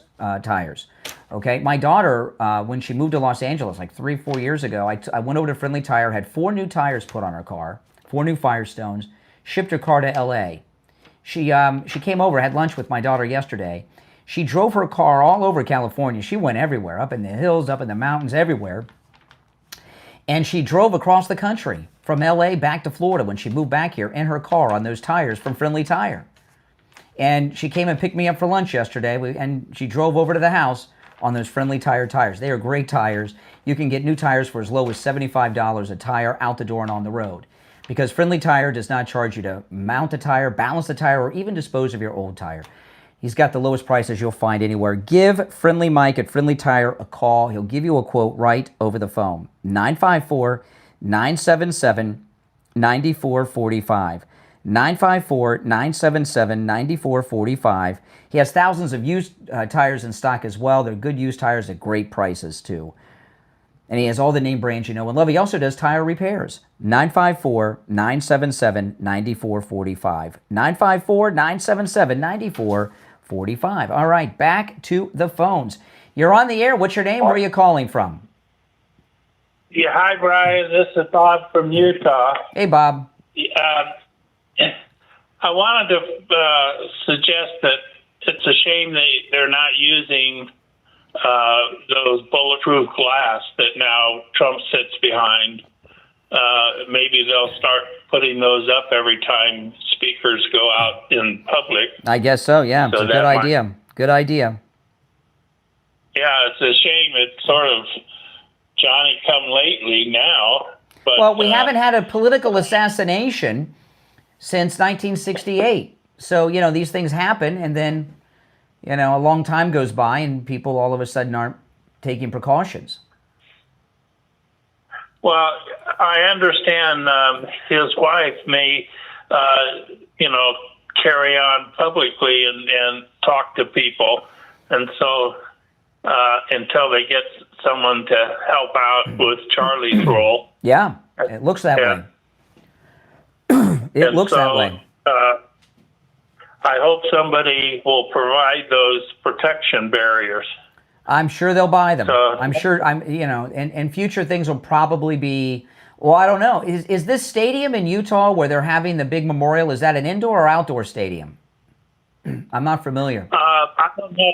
It's 150 miles south of where I live. I live in northern Utah. Aren't most stadiums in Utah indoors because of the weather? It's an outdoor. Someone just told me it's outdoor. So they're doing an outdoor event. So well, the university in Salt Lake is indoors, and there are some outdoors. So I I can't answer your question. Well, believe me, they'll have the precautions set up at this funeral. Yeah, it's. Charlie Kirk is about to. Charlie Kirk is about to have the largest funeral in the history of the United States. It's a 70,000 seat arena, right? Well, yeah, he deserves it. I was always admired at his knowledge, and as it goes for you, your knowledge, you pick things out of the air, it's just amazing. And well, thank you. So yeah, Charlie was a jewel. He was one of a kind. But I do hope they'll find maybe one or two or a panel of people that'll continue these rallies. Oh yeah, absolutely. At the funeral in Utah, the president's going to be there, and he's going to give Charlie Kirk the Presidential Medal of Freedom. It's going to be amazing. It's going to, it's going to be tough to watch. It's hard. Yeah, these vigils are rough. Well, it's his wife sure is being strong. I couldn't believe how she made her announcement and spoke. It's just amazing. But anyway, I'll let you go, kiddo. Thanks for all the hard work. All right, take care. Take care. If you're on hold, stand by. We're coming up on the top of the hour break. If you would like to call in, the number's toll-free, 888-465-2631. 888-465-2631. It's a toll-free call no matter where you are listening. 888-465-2631. We've heard from some deranged lefties today, no doubt about it, but we've heard from a lot of good people, too, that have their heart and morals in the right place. Wow. We've got 2 hours to go. We'll take our break for the top of the hour, come back with more news and your calls. You're listening to Florida's longest-running radio show, The Steve Kane Show. My name is Brian Craig. We'll be back right after this. All right, now I'm going to take some calls. Those of you watching the live stream with the green behind me, if you go to my other stream on YouTube, you get all the effects of the green screen. You get to see the articles and the videos and everything and hear the audio sound bites I play. There's a link in the description of the video to that feed that's live right now. All right, let's go. You're on the air. What's your name? Where are you calling from? Hey, mahalo, Brian. This is Alan calling from Kansas City, Missouri. Hey, Alan, what's on your mind? About last month. Hey, I just got to help me. Maybe you can answer this for me. The videos that show that the assassin jumping off the building. I don't see the rifle, and he had all his knees bent, if I'm not mistaken. I agree. And I he ran. I haven't seen it, and I'll tell you another thing. I know this will sound crazy to some of you at first. He doesn't look like the guy in that picture they showed us either, right? From the stairwell. Oh, you too. Yes, and I was about to say that too, because I was thinking he don't look like that kid. He doesn't. Slight facial features, but not complete. Wow. Yeah, and you're right about the gun, because I've seen that video several times of him climbing off the roof. He's bending his legs and everything to jump down, and I don't see the rifle. He bucked. Yeah, he ran, and then it showed that video prior when he was going towards it, and he was limping because he had the guns on the side, I don't know, in his pants. So what do you think? What's that make you think? It's two people wearing the same clothes. One either, I don't know, he threw the gun, and then the person took it, and he had the rendezvous with the person with the gun, and then he hid it in the woods. I don't know. I'm just thinking. I don't know. I'm trying to come up with an answer. You don't see him toss the gun off the roof or anything. No, not at all. Not at all. No, good. And also, just want to let you know, I'm going to the service. My flight leaves Sunday. Oh, really? And so I get there at out of Kansas MCI. I'm leaving at 6, and then get there a little after 7. And it's like a 32-minute ride from Uber. So it's Northwest from Sky Harbor Airport. So I'm going to be there. What time of day do you think you'll start lining up to get in? You know what? That's a good question. I have no idea. I haven't been in Phoenix for years. Last time I was there, I was in Sedona. I went hiking further north from Sedona at the south rim of the Grand Canyon. This was years ago when I was younger. But anyways, I just want to share that with you. Well, if you're in line while I'm on the air, give me a call and report from the line. I will, absolutely. I will definitely do that. I wish I could go. Yeah. You're going to be... You're going to be in attendance. I mean, this isn't a good thing, but I just want to highlight the importance of Charlie Kirk. You're going to be at the largest funeral in American history. Oh, I believe it because I did some research about the State Farm Stadium. It holds 60,000 plus, I was told, or what I read, I should say. And so, that crowd, it's going to be huge. I know that. And so, I wish, again, I know they probably won't do this, but I wish they would. Like when Lincoln was killed, they traveled across the country by train so people. Oh, could see. Absolutely. I wish they. Over a week, I believe. Yeah, I wish they could do that with Charlie Kirk. And you know what? I'm glad you said that because you know what? I would have also, how they got rigged, the, what do you call that? Fed set up on January 6th. Mm-hmm. And then they said, this officer died, which no, it was only Ashley Babbitt. This guy died at home, safe among the loved ones, yes. Whatever, heart attack. And then they put him on display in the middle of the Capitol building. I wish they could have done that for him. I mean, Yeah. I would have. But anyway, that's just my All right. opinion. Well, listen, Rick, don't forget to call me from the line if you can. I will, Brian. And mahalo, brother. You take care. I'll talk to you soon. All right. Take care. Take care. If you're on hold, stand by. We're going to be coming back in just a few seconds on the air. We're in break now. And, my friend PJ Gladnick from Newsbusters just sent me an article. Oh, my goodness. I'll share this when we get back. If you're on hold, don't go anywhere. Our number's toll-free. It's pinned in the live chat, 888-465-2631, 888-465-2631. We are back. Hour number 2 has begun. I'm Brian Craig. You're listening to Florida's longest-running radio show, The Steve Kane Show, on the radio since 1977, celebrating 49 years on the radio. My friend PJ Gladnick from Newsbusters, he sent me something. I have to look at this later, but someone's claiming that the messages on the assassin's bullets were made in the ammunition factory, not by the assassin. You know what I'm wondering? Did the assassin and his transgender boyfriend both put those etchings on the ammunition? By the way, did you guys see here in Florida that open carry is now, it's about to become legal here in the state of Florida with this court ruling that the ban on open carry is unconstitutional? I've already seen county sheriffs throughout Florida making announcements. They're not going to enforce people open carry. Now, I'm not going to open carry yet.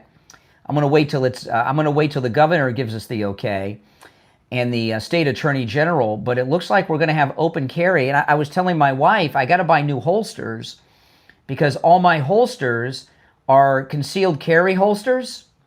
So so I've got to buy new holsters. I'm probably going to do that soon this week because they're going to start selling out. I'm going to have to buy some new holsters for the open carry. And I'm going to buy them for all my handguns because maybe I'll carry a different handgun every day. I don't know. All right, let's go back to the phones, 888-465-2631. You're on the air. What's your name? Where are you calling from?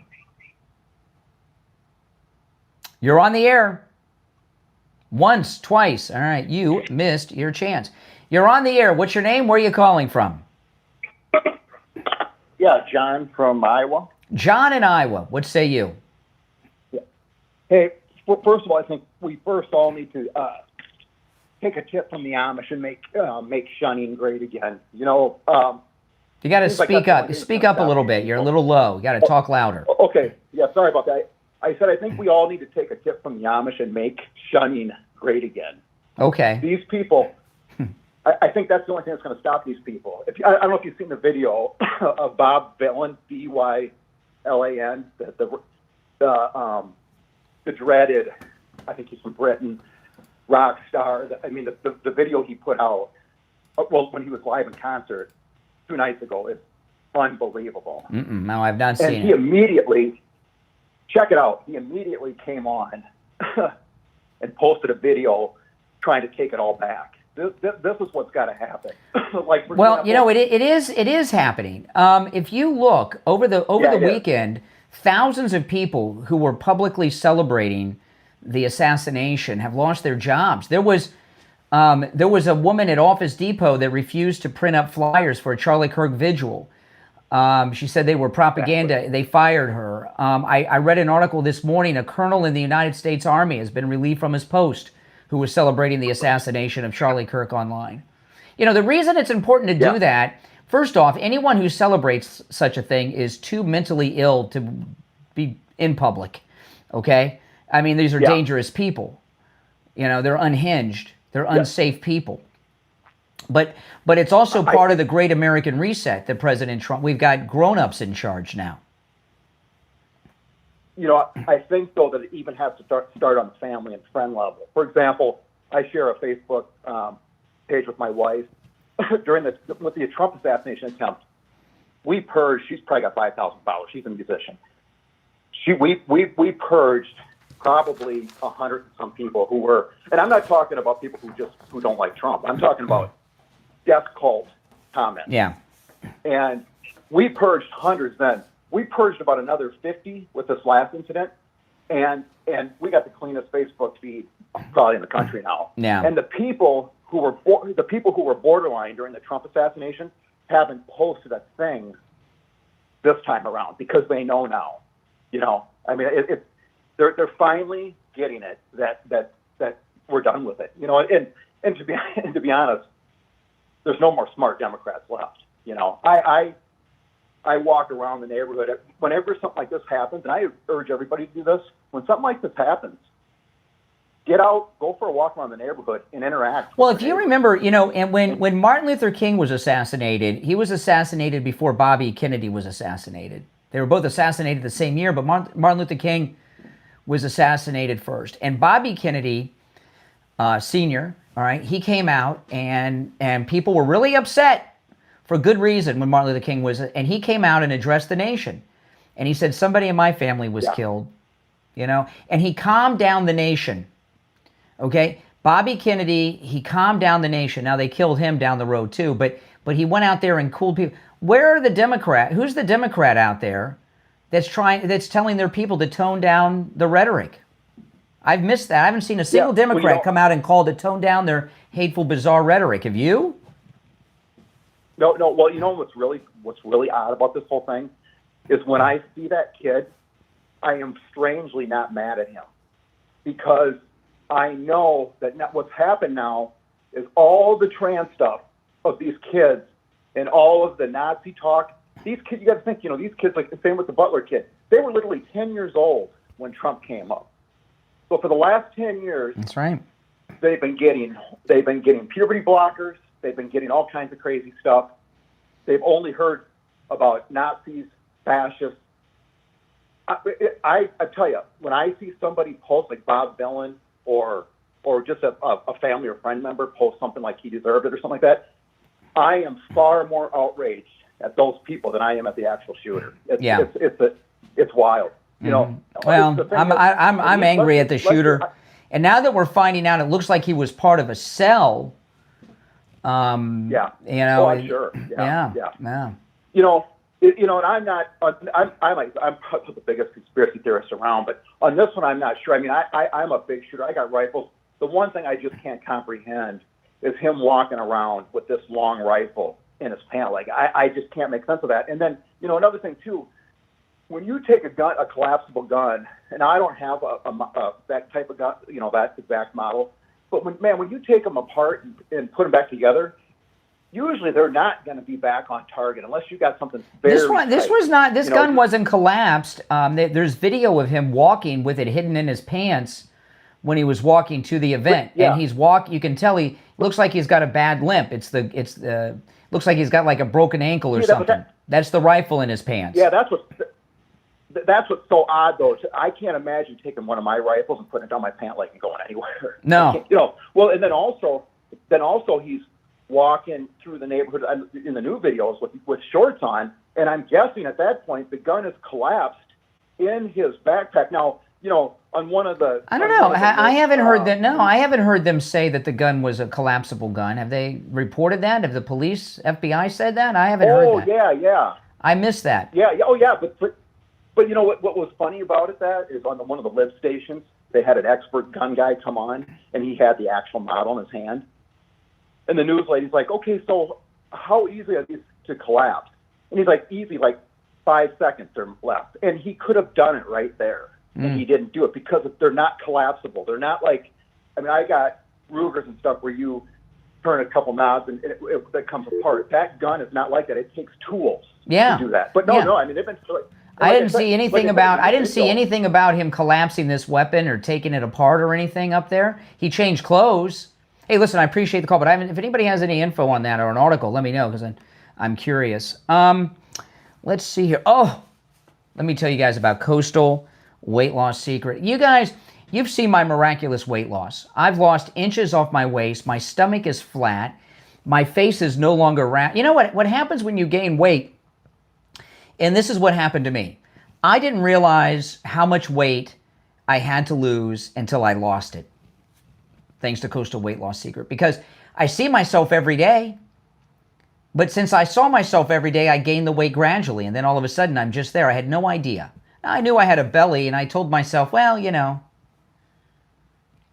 that's just, I'm over 50 now, and I'm going to just have this belly. And I would hear all these guys say, oh, there's nothing you can do to get rid of that belly. And if you exercise, there is something you can do to get rid of the belly. It's called Coastal Weight Loss Secret. Get on their program because my belly is now flat. I'm at the weight I was 29 years ago when I married my wife. And I realized, I had kind of stopped shaving. I'd shave like once a week or so. And I told myself, I just don't feel like shaving anymore. And I realized when I lost all this weight and I got my face back, I've got my chin back, my bone structure, the fat is gone, my neck is back. I think on a subconscious level, I wasn't shaving to hide the weight gain in my face. And I shaved yesterday and today.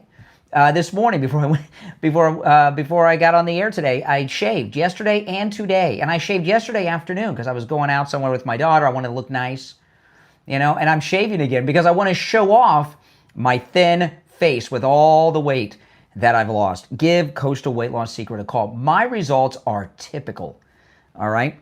And I did this without exercise, without any medications, without any shots, nothing. Eating foods I would normally eat, and I wasn't starving myself either. And now I'm in the maintain phase. I'm not starving myself. I'm eating foods I would regularly eat. Give them a call, and they can help you no matter where you are in the United States. We have listeners all over the United States that have called and are losing tons of weight. Literally. 561-247-6300. 561-247-6300. That's 561-247-6300. And online, coastalweightloss.secret.com. If you're on hold, stand by. We'll be right back. All right, we're in a radio. I want to play this audio to you guys. If you're watching on the green screen, if you go to my other live stream here on YouTube, you can see and hear the audio I play, okay? The link to that feed's in the description of the video. So if you click that link, it'll take you directly to my other stream. You can see the video and hear the audio sound bites. Okay, that's those of you watching with the green behind me. This is from Real America's Voice. This is a young man, African American, which is relevant to what he says here. And this is just amazing. Listen to this.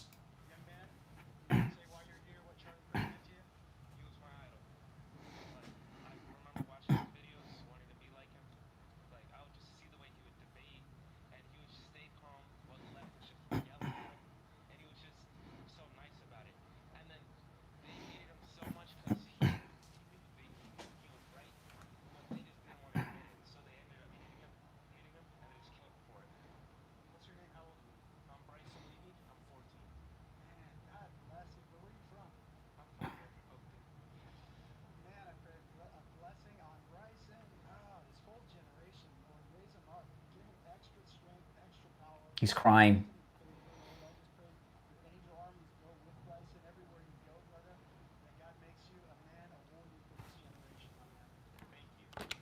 Think about that. That was at the Kennedy Center vigil last night. He was walking in. See, this is why they killed Charlie Kirk. See what he's done? You've got a 14-year-old African-American teenager who's praising Charlie Kirk, who he was his idol that he looked up to. See, that's why they killed him. Because he's so effective, Charlie Kirk. And it's really, really sad. If you're on hold, stand by. We're going to be back in about a minute. We're in a radio station break, and we'll get back to the calls after the break. Again, if you're watching on the live stream with the green behind me, if you go to my other stream, you can see and hear the video and the audio clips I play. And there's a link to that feed in the description of this video. Look in the description. You'll see a direct link. It'll take you right there, and you can see and hear all the audio sound bites and the videos and look at the articles and everything I share. We've got about 30 seconds. If you want to call in, the number is pinned in the live chat, 888-465-2631. 888-465-2631. It's a toll-free call no matter where you are tuned into. Or tuned in from, I should say. We're 2 hours into the stream already. Holy smokes. All right, here we go. A few seconds.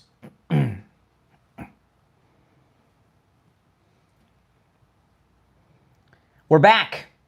I'm Brian. It's the Steve Kane Show, Florida's longest running radio show. Did any of you catch the Kennedy Center vigil last night? Oh, man. It was a rough one. I want to play this one clip. This is, I saw this on Real America's Voice. It was a young man. He's a teenager. He's African American. He's in line entering the Kennedy Center vigil for the great Charlie Kirk, and they interview him. Listen.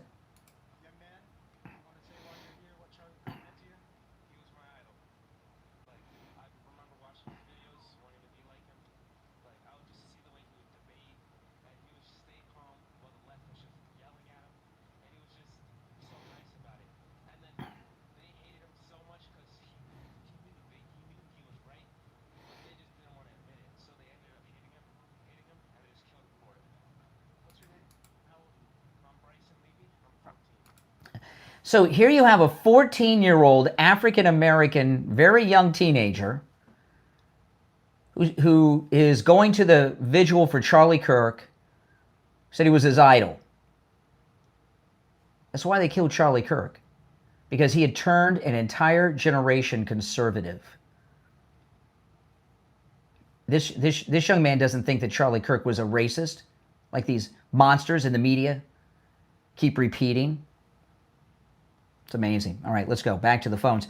You're on the air. What's your name? Where are you calling from? Lou in Western Pennsylvania, Brian. Hey, Lou, what's on your mind? Oh, well, first of all, you continue to do great work. And when do you think these first indictments are coming? I'm thinking by the end of the month. I don't know. I mean, we have these, Pam Bondi has these grand juries going on. You know, yes. So it's only a matter of time. They may already have indictments that are sealed indictments that just haven't been made public yet. Yeah, that's a good point. I think our DOJ is doing a good job. They got this guy in 33 hours. Mm-hmm. That's pretty good. Yeah. Yeah. No. Well, the DOJ didn't get him. His dad turned him in. Yeah. Well, yes. That's right. They were, like involved in the thing. I'm still keeping my faith in them because I think they've got things going the right way. Absolutely. Yeah, absolutely. All right. I appreciate the call. Take care. All right. Let's go. You're on the air. What's your name? Where are you calling from? Hi, Brian. This is Nick out of Baltimore. Hey, Nick. What's up? I wanted to add something. Somebody mentioned J6 a while back. There were 3 people killed on January 6th. Ashley Babbitt, Roseanne Boyle, and a gentleman who founded a pro-Trump website, Benjamin Phillips. Mm-hmm. That's what I wanted to add. Nobody talks about that, but there were 3 people killed, and they were all MAGA supporters, all Trump supporters. Yeah, that's true. That's very true. Nick, the last few days they just go through these lies. They keep saying that violence is on both sides. There's no violence coming from the MAGA movement. It's all coming from the left and the Never Trumpers. It's all coming from the left, All of it. Yeah. And that was emphasized last night at the memorial. Mm-hmm. It was all. I think Carrie Lake mentioned that, pointed that out. Yeah. It's all from that side. And when I hear these people talk about all of it, and they keep saying, the MAGA supporters are violent. And, I had that from friends of mine, which I've lost, by the way. That's too bad. Well, they weren't friends anyway, were they? No, not really. You thought anyway, they were. All right, appreciate the call. Nick from Baltimore. Yeah, it's good info. All right, let's go. You're on the air. What's your name? Where are you calling from? Sharon from Phoenix. Hey, Sharon. MAGA. Hey, what's on your mind? State Farm Stadium, Arizona time, 11 o'clock Sunday, this coming Sunday. If you don't have it by now you've got it. You said you didn't know where it was. It's a stadium. No, I know where it is. I was outside. No. I knew. I was just asking a caller if they knew if it was indoor or outdoors, and we found out it's an outdoor stadium. Okay, that's what I just said. It's all a right. stadium. That's okay. We had that like an hour ago. You're on the air. What's your name? Where are you calling from? This is Bill in Louisiana. Hey, Brian, how you doing? All right, Bill. What's on your mind? Well, great Rush Limbaugh said it best about the liberals. Said 30 years ago, he said liberalism is a mental illness, and he left out the word evil to go with it. Yeah, no, he was and right. I think it's bordering on evil. I wouldn't say bordering. It is evil. I mean, listen. The Democrats have always been evil. They used to own black people. They did the Tuskegee experiments. The Democrats did all the lynchings during that period. I mean, they were behind the abortion Holocaust. Everything the Democrats has always done is evil. What's happened is now they've come out of the closet. They're not hiding their evilness. They're out there dancing with their evil dances now. But they've always been evil. Right. Correct. But anyway, I just want to let you know I really appreciate everything you do, and God bless you, and you're okay, and talk to you later. All right, take care. Thank you. All right, back to our busy phones. You're on the air. What's your name? Where are you calling from? Good morning, Conservative Doug. Hey, Doug. Maybe I've been looking around to try to find out if this assassin is on any kind of drugs, because I heard that Kennedy was saying these antidepressant drugs that the doctors are giving out like candy these days are causing people to be suicidal and violent.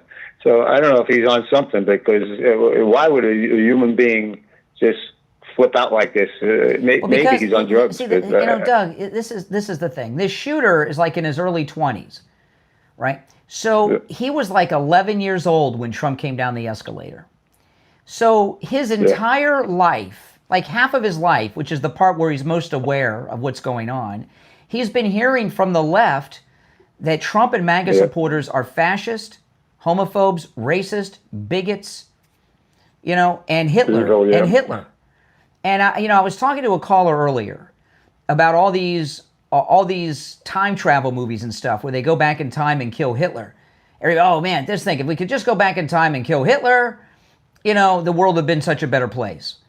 Well, when this assassin and the people in his cell that we're finding out about, that he had a cell operating there out of his townhouse with his transgendered lover, they thought that he thought he killed Hitler, because he's been brainwashed by the American left and the media for his entire life. That Trump and those around him that support him are Hitler.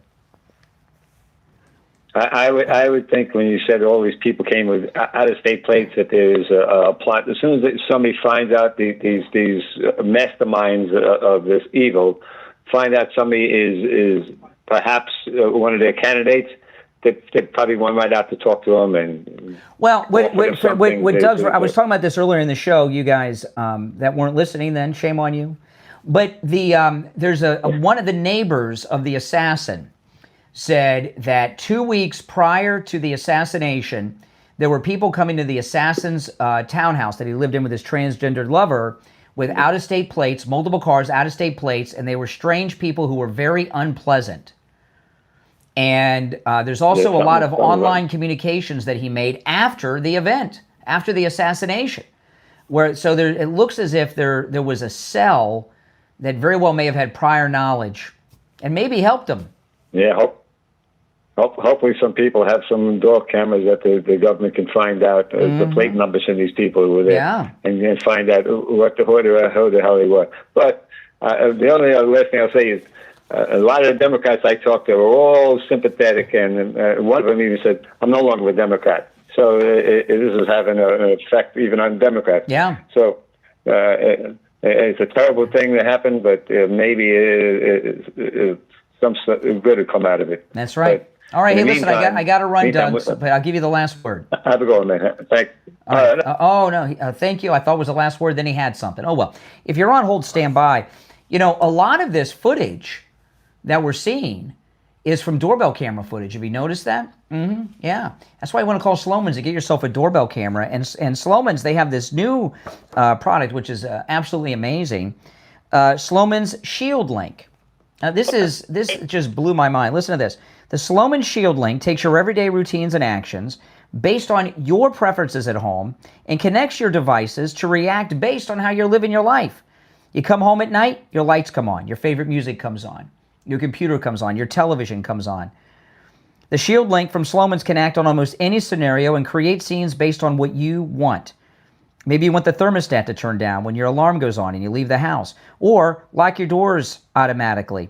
Make sure your security lighting comes on at night. These are all scenarios that the Sloman's Shield Link can take care of for you. And get this, the Shield Link is compatible with all the devices you already have.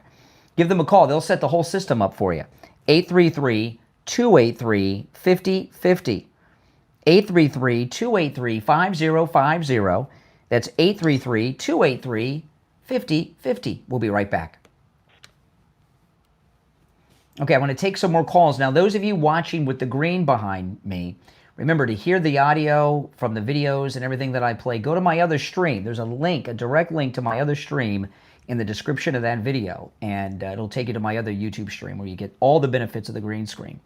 You're on the air. What's your name? Where are you calling from? This is John in Kansas City. Hey, John. I'm also Auto John 2000 on your YouTube chat. Oh, okay. How's it going? It's going. Love your show. Thank you. Hey, I've been hearing you talk about this Hortman that was murdered up there in Minnesota, and there's something you're missing. This happened right after there was a presidential executive order signed banning transgender people in sports, and Minnesota wasn't following that, so they had a bill called HF 12 in the Minnesota House, and it passed by one vote, and this Hortman went against party lines and voted MAGA just a few days before they got whacked. Oh, you know what? I'd forgotten about that. So actually, she voted wrong. She voted against the Democrats, so he killed her. Yeah. Right. Oh my goodness! And whenever you bring up this, is that a bird? Is that a bird in the background? I've got a pet rooster. Oh my goodness! Your neighbors must hate you. Anyways, every time you bring up this No Kings flyers and the car thing and all that, all your chat blows up with all the trolls saying liar, liar, liar. But they triggers them real bad, and I'm thinking you need to talk about this bill she voted against. No, I will. Thanks for reminding me. Now that you brought it up, I remember that now. So thank you for reminding me. I will bring that up. Okay, great, Brian. Love your show. Thank you. All right, thank you. See, we have some good people out there. If you want to call in and you're watching live, the number is pinned in the live chat. All right, let's go. You're on the air. What's your name? Where are you calling from? Yeah, hi, good morning, Brian. Danielle calling from Michigan. Hey, Danielle. I'm at work right now, but I don't know if anybody called in. It's a retractable roof. I just wanted to put that out there. Oh, it's a retractable roof on this stadium. See, that's what okay, now we got some info. They have a retract. Yeah, Wait, I wonder if you think it'll be open or closed. I am probably closed. I hope so. Probably closed. Mm-hmm. Yeah, but God bless us all. God bless everybody. Mm-hmm. All right, thanks for that info. Tragic. All right, take care. If you're on hold, stand by.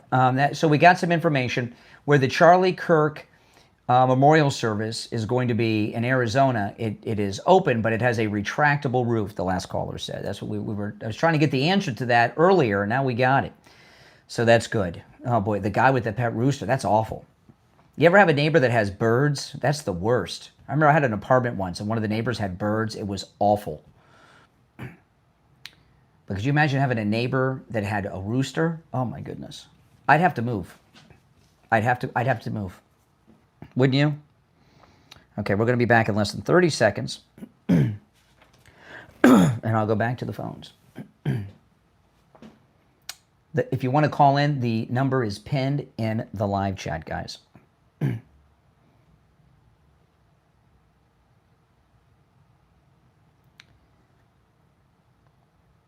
Welcome back, everyone. I'm Brian Craig. You're listening to the Steve Kane Radio Show, Florida's longest running radio show on the radio since 1977. Okay, I got some information there.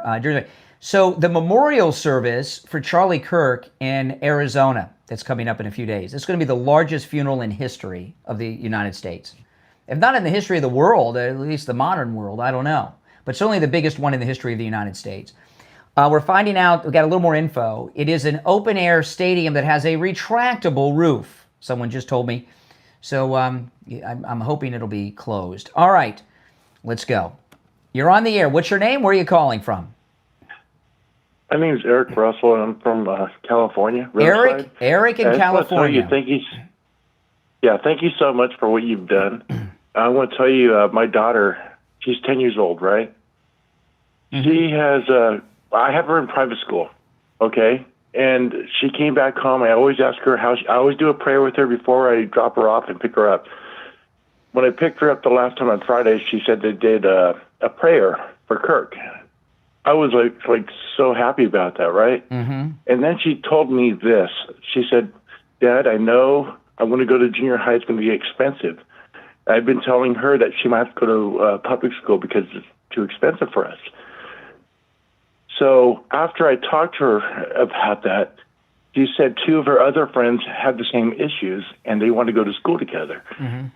So the parents called me after that and told me and my wife that they're saying when she goes to junior high and stuff, they want them to be together. They're all Christian kids, and they said they want to continue doing good stuff for school and doing everything good. But I was very surprised how they're uniting at this young age. Yeah, that's good. I'm just like, when I'm hearing these young people talking about Kirk, my daughter was influenced by him just because I would just watch videos. How old is she? How old's your daughter? YouTube. 10. Wow. You know, and I'm telling 10. you, this is why they killed him. There's been conservative groups before. None of them have been effective like this. You know, young people, no one ever dreamed it was possible to turn young people into. You're telling me about your 10-year-old daughter. I played that audio from a 14-year-old African-American child. It's amazing. And this is why they killed him, because they were losing the next generation of voters, the next couple of generations. Absolutely. And I think it's going to carry on further. She was compassionate about it because she held my hand when I talked about how was your school day, and she held my hand tight, saying about prayer for Kirk, right? And I never felt like so happy. It was weird, but I think it lifted me in a different way. And she was did lifted, you tear up? And I think did you tear up? She's going to continue that. Did you tear up? Huh? Did you tear up? Yeah, absolutely. Yeah, of course. I would have too. I'm just trying to tell you, the young generation of what Kirk did, I thought it would just be like teenagers. Yeah. When it reaches my 10-year-old daughter, and then she has 3 other friends talking about it too. That's amazing. I want to tell you guys that it might go further than we think. When do 10-year-olds talk about political figures? It's insane. Who would have ever thought it's because something like of that? Parents like us. Like, I'm a parent. She'll come home. I'll watch some political things, but I'll tell her to go in the other room. But she's paying attention. Yeah. You know, she doesn't have YouTube on her phone. You know, her phone only has what I could access for her kids' stuff only. Mm-hmm. I'm very tight about that. But I'm just trying to tell you that young people, they understand. And it really shocked me that she knew what was going on. That's amazing. But she said it wasn't just, she told me at school there was not just her, but most of the people in her classroom knew. No one, including Charlie Kirk, had any idea how much influence he had in this country. It's amazing. Yeah, and I think just want to tell you, all the people that are watching your show, which is all across the country, hopefully more around the world now too, but it's bigger than anyone could think of. It's huge, and it really deeply touched my heart to know that it's happening this way. That's amazing. And what you have done on your stuff, I watch it late at night when I get off work, because I'm from California, of course, it's late. But I'm going to tell you, you have helped too. So you deserve a lot of love and a lot of prayers too, man. Really appreciate it. Well, thank you for that, and thanks for sharing that story. Wow. All right, take care. You too. All right, bye. That is an amazing story that he just shared about his 10-year-old daughter. Wow. You're on the air. What's your name? Where are you calling from? Yeah, good morning, Brian. This is Richie. Hey, Richie. You know, I have a little theory here. You know the Catholic Church the week before, where the transgender guy killed all those little kids. Yeah, hold on, Rich. I got to answer all these lines that are coming in. Yeah, go ahead. Yeah, the trans shooter from Minneapolis. Right. You know, to me, there's a connection here. I think that the transgender community, because there was talk about it, that they're striking out. They're with their medications, they're striking out on the average person. Charlie Kirk was against transgenderism. Now, the question was asked right there when he was assassinated. That was the last question. Yeah. And I believe this is all Antifa, which the Democratic Party denies. I remember Jerry Nadler said there's no such thing as Antifa. I mean, anybody with a brain sees Antifa. These are kids that are coming from broken homes, from good homes that have been indoctrinated, that are crazy. Let me say this. Absolutely. Do you know the thing on the bullet? Do you know the thing on the bullet that said fuzzy? I know. I mean, I was introduced to this new weird lifestyle of the stuffed animal people. Yeah, I was. It makes you physically ill to hear that. Well, it's dressed. disgusting. No, they got photographs online of them dressed, homosexual men dressed and boys dressed as animal characters in like you would see in a parade. I know. And then they have sex. Crazy. This is dark. This is so dark. You know what happens? What happens? And now we're getting all this information I've been covering. That we have a cell. You know, when people get into these, I've told this story a few times on the air. I'm not going to say who this is, but many years ago there was a national television show on, and they had this husband and wife on in disguise, and they were swingers. Seems pretty mild connected to the fuzzy people here. And the voice sounded familiar, and I couldn't. So I called Steve Kane. I called him at home, and his wife Lori, and I said, "Who is this?" And I put the phone, and they told me who they were. They recognized the voice too. Yeah. And there were a couple of people who were prominent business people in our community that went on national TV in a bad disguise that they were swingers. And I said, "How could they do this?" And Steve told me, we talked about this. He says, when people are involved in these very immoral lifestyles, everybody in their circle is in that lifestyle, and they're in a bubble, and they lose sense of reality. And these fuzzy trans Tifa group that this Charlie Kirk assassin was in, with this stuffed animal fetish group and all of this stuff, they're in a cell of such bizarreness that they don't know what's wrong. It's complete craziness. There's got to be some type of drugs involved, and they have no sense of normal, right, wrong, nothing. But these are the same people that are saying that President Trump should actually cool the temperature. You cannot cool temperature with crazy people. Charlie Kirk tried, and look what happened. Not for nothing, you cannot talk to a turtle and tell a turtle that he's a human being, no matter how hard you try. And this is what we're dealing with these people, Antifa, all of them. Yes. There's a complete underworld army, like the French army, like the French underground during World War II. Mm-hmm. There's an underground in this country of freaky people that are out to try to destroy the United States, destroy people that are churchgoers. You could see it all over the place. They just don't want to talk about it, but they're actually attacking people on a regular basis. And you're right. And I was listening to all this talk over the weekend about these extreme opinions of Charlie Kirk's and all. You know, what Charlie Kirk talked about these are normal. We're normal, not extreme. Right. We're normal, and they're telling us what is normal is extreme. Exactly. They can't handle the fact that they're being rejected. That's part of the culture. They're 100% right, no matter what anyone else says. They are on the right side, and they believe they're doing the right thing. Correct. And there's an army out there, and we have to be vigilant. We cannot just say we have to bring this country together. It's not going to happen. You got to watch your back. No, we can't bring these people back to us. These are not people you want to make nice with. You can't. Come on. These are just crazy people. You're right. There's no middle ground. And the entire left, and you watch the media, are all justifying it. That's why they say, well, it's on both sides. It is not on both sides. Well, that's why that's why NBC yesterday, Meet the Press, put Gabby Giffords' husband, the senator, on there, because he's trying to say, well, she was shot 11 or 12 years ago by a right-wing person. There's a difference between an individual crazy person and a movement. And there was an underground crazy movement going on. Correct. And that's the difference. That's We're right. not dealing with and that's what. And I'm telling you, this is bad stuff here. You know, I mean, it's bad. It's really bad. People better wake up and open up their eyes. We're dealing with an underworld of crazy people that are organized. Just look at Antifa, man. I mean, it's just regular. All right, take care. But have Appreciate the yourself a call. great morning. Yeah, appreciate the call. Now, I want to tell you guys about Mike Lindell. You know, it's fall. And my wife was showing me this actually last night because she said, "Oh, it's fall. It's starting to get cold soon. We need some blankets."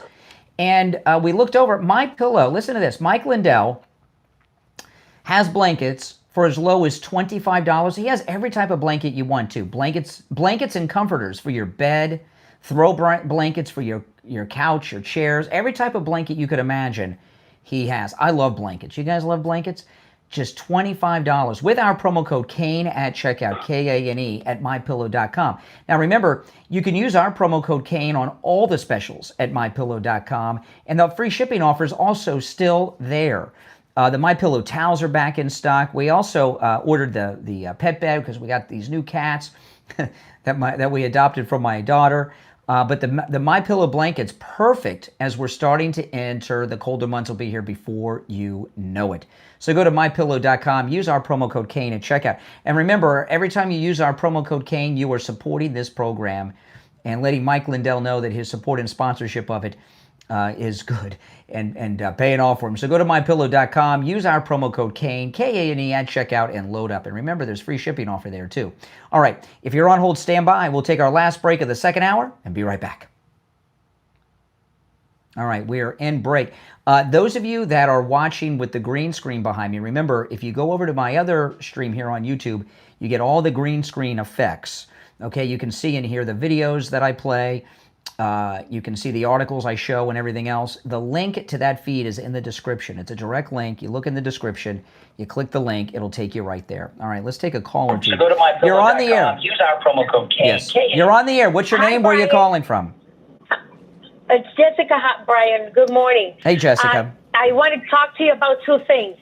The first thing is, did you hear about that there were FBI agents hiding for 12 hours the information of who was the assassin, where he lived, to Kash Patel? Yeah, I did hear that. And also the governor knew as well. Did you hear about this? Yes.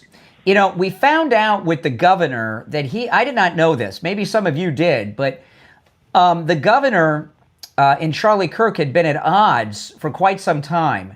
The governor refused to stop boys from playing in girls' sports and also supported sex change operations for underage children.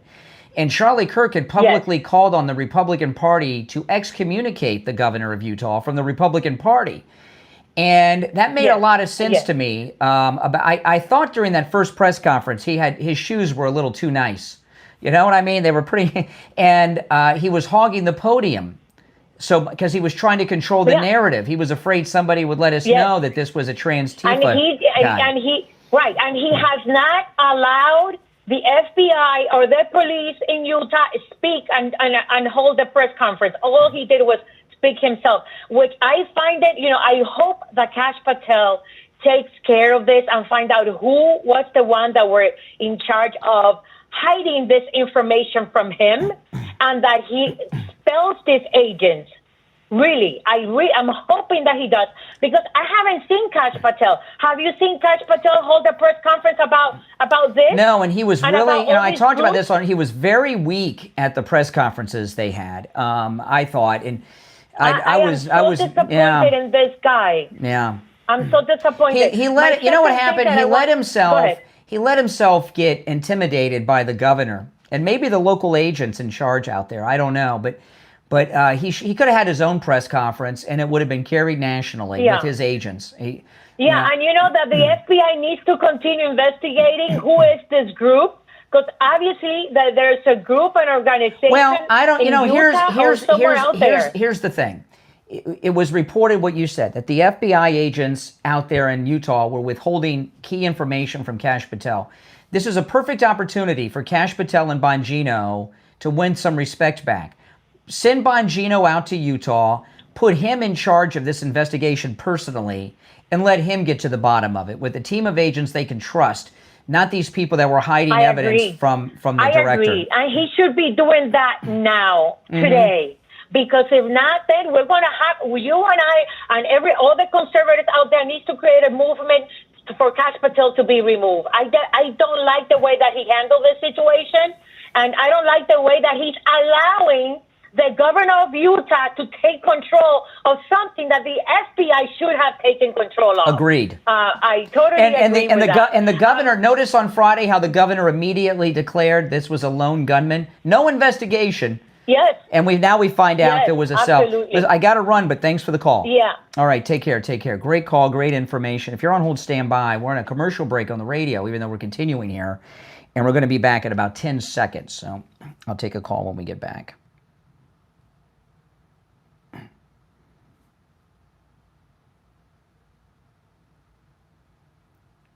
Welcome back, everyone. I'm Brian. It's the Steve Kane Show. This is where MAGA comes to talk. All right, we've had some great calls today. We're covering everything involved. A lot of news broke over the weekend that's come out as the discussion has been going on the program for over 2 hours. Let's go. You're on the air. What's your name? Where are you calling from? You're on the air. Once, twice. All right. You missed out. Okay. You're on the air. What's your name? Where are you calling from? Hey, good morning, Brian. It's Craig from Winter Garden. How you doing? All right, Craig. What's up? Question for you. To me, Charlie Kirk's biggest influence, I guess, or positive thing that he did beside everything he was bringing people into the fold on our side, right? No doubt. People and no just doubt. Everything. Okay. Another guy that I'm not saying could take his place, but could kind of fill that void a little bit is Scott Pressler. No. I think I know Scott Pressler. Scott Pressler and I go way back. I knew Scott before he was famous. And I heard you and he's a great guy, and I love Scott Pressler. But no, he's very good, but I don't think he's got. He doesn't. It looks to me like Charlie Kirk's wife's taken over. Her address to the nation on Friday was I was very impressed by that. Yeah, no, I heard that too. Yeah, she'd be good. I just thought because I've listened to him. Let me tell you, Scott Pressler he's spectacular. Okay, and please don't think he does the work that he does locally with getting people registered and out to the polls. No one has ever done that for the Republicans like Scott Pressler, and he's too good at what he's doing to take him off of that. And you understand what I'm saying? Maybe Scott agrees or disagrees with that. I don't know, but what he does at the grassroots level is too important to remove him from. In my opinion. Well, yeah. I just see if you give him a bigger format, what he's doing instead of being local, it's spread out even more national. Scott Pressler goes door to door. He can't do that if he had a bigger platform. No, it would. He's more effective going door to door. I know. I know. I'd like to see him higher up and make a lot of money and everything, but it's just no. He's got to. Hey, appreciate the call. Okay. And nothing against Scott Pressler. He's like the best. I love Scott Pressler. Let's go. You're on the air. What's your name? Where are you calling from? I want to know what church. You're on the air. What's your name? Where are you calling from? Yes, hi, good morning. This is Frank from Long Island, New York. Hey, Frank, what's on your mind? I have a quick question. Yes, I have a quick question regarding these retard libs keep talking about the Republicans are gun violence. I heard a video on YouTube, and it explains the FBI has found a lot of stuff connection to this guy, to this monster. They found out the rifle in that type, whatever was the name, it cannot be shooting 200 feet, 200 yards with precision. I don't know about that. I don't know about that. It's a YouTuber. It's not the news. It's not. No, I don't know about that, but I do know, I do know this, that he just didn't grab the rifle and make such a great shot on one shot without practicing a lot, and there's no way that he wasn't practicing a lot, and people around him didn't know he was up to something weird. That's one that it's not the Daily News. It's a YouTuber, and she continues. She's saying the guy, it was no job when he moved to the apartment with this roommate, right? How he paid his bills, and then they found out he has $50,000 cash on his account. He has paid crypto. And he has. I haven't heard. I don't know who you're talking about. I haven't heard any of this stuff. No, I don't know. It sounds like a lot of strange information that's not being. Maybe it's true. He did get a $30-some thousand scholarship to college, and his parents live in a $600,000 house. And in Florida, a $600,000 house in Utah, in Florida, I don't know. That'd be like a $3 million home. So they got his family's well off. That's possible. All right, you're on the air. What's your name? Where are you calling from? You're on the air. What's your name? Where are you calling from? Yeah, my name's Karen. Hey, Karen. Just a minute. Let me turn down my radio. Sure. Go ahead, Karen. Yeah. Okay. I just discovered your show, so I don't really know how you operate, but I'm just going to start talking. Okay. When I started watching the press conference about the murder last week, about 2 minutes in, I turned it off because I got a bad feeling about the Utah governor. Yeah. I looked up his dossier and found out he's pro-LGBTQ, whatever those letters are, which made me question if he was actually a Republican. So I read some other stuff, and it said he was a Republican. But my intuition kept telling me he's covering up something. Yeah. Something isn't right. He's in on this. He knew something. My question to you is, since I just discovered your show, and I don't know if you have the resources to find this guy's skeletons in his closet. Well, listen, I don't have a team of private investigators. However, this is the deal with the governor. When I saw the first press conference, I never really, I'd heard of him before, but I never heard him speak or knew anything about him. In the first press conference, he seemed okay, like he's on top of things and all this. And then we come to find out, the press conference on Friday after the surrender of the assassin was really disturbing. The governor hogged the podium, and then he declared that this was a lone gunman. Yeah, just like Lee Harvey Oswald, right? And we find out on Friday, at least I found out, I had not known this prior, that he and Charlie Kirk had a big feud going. This is one of the reasons Charlie was in Utah. The governor was pro allowing men and boys to play in girls' sports, and it was in favor of underage children having sex change operations. Charlie Kirk had publicly opposed him and called on the Republican Party to excommunicate him from the Republican Party. So he was certainly, and we're finding out now that the governor knew about the transgendered boyfriend and all this other stuff and hid it from the public during these press conferences.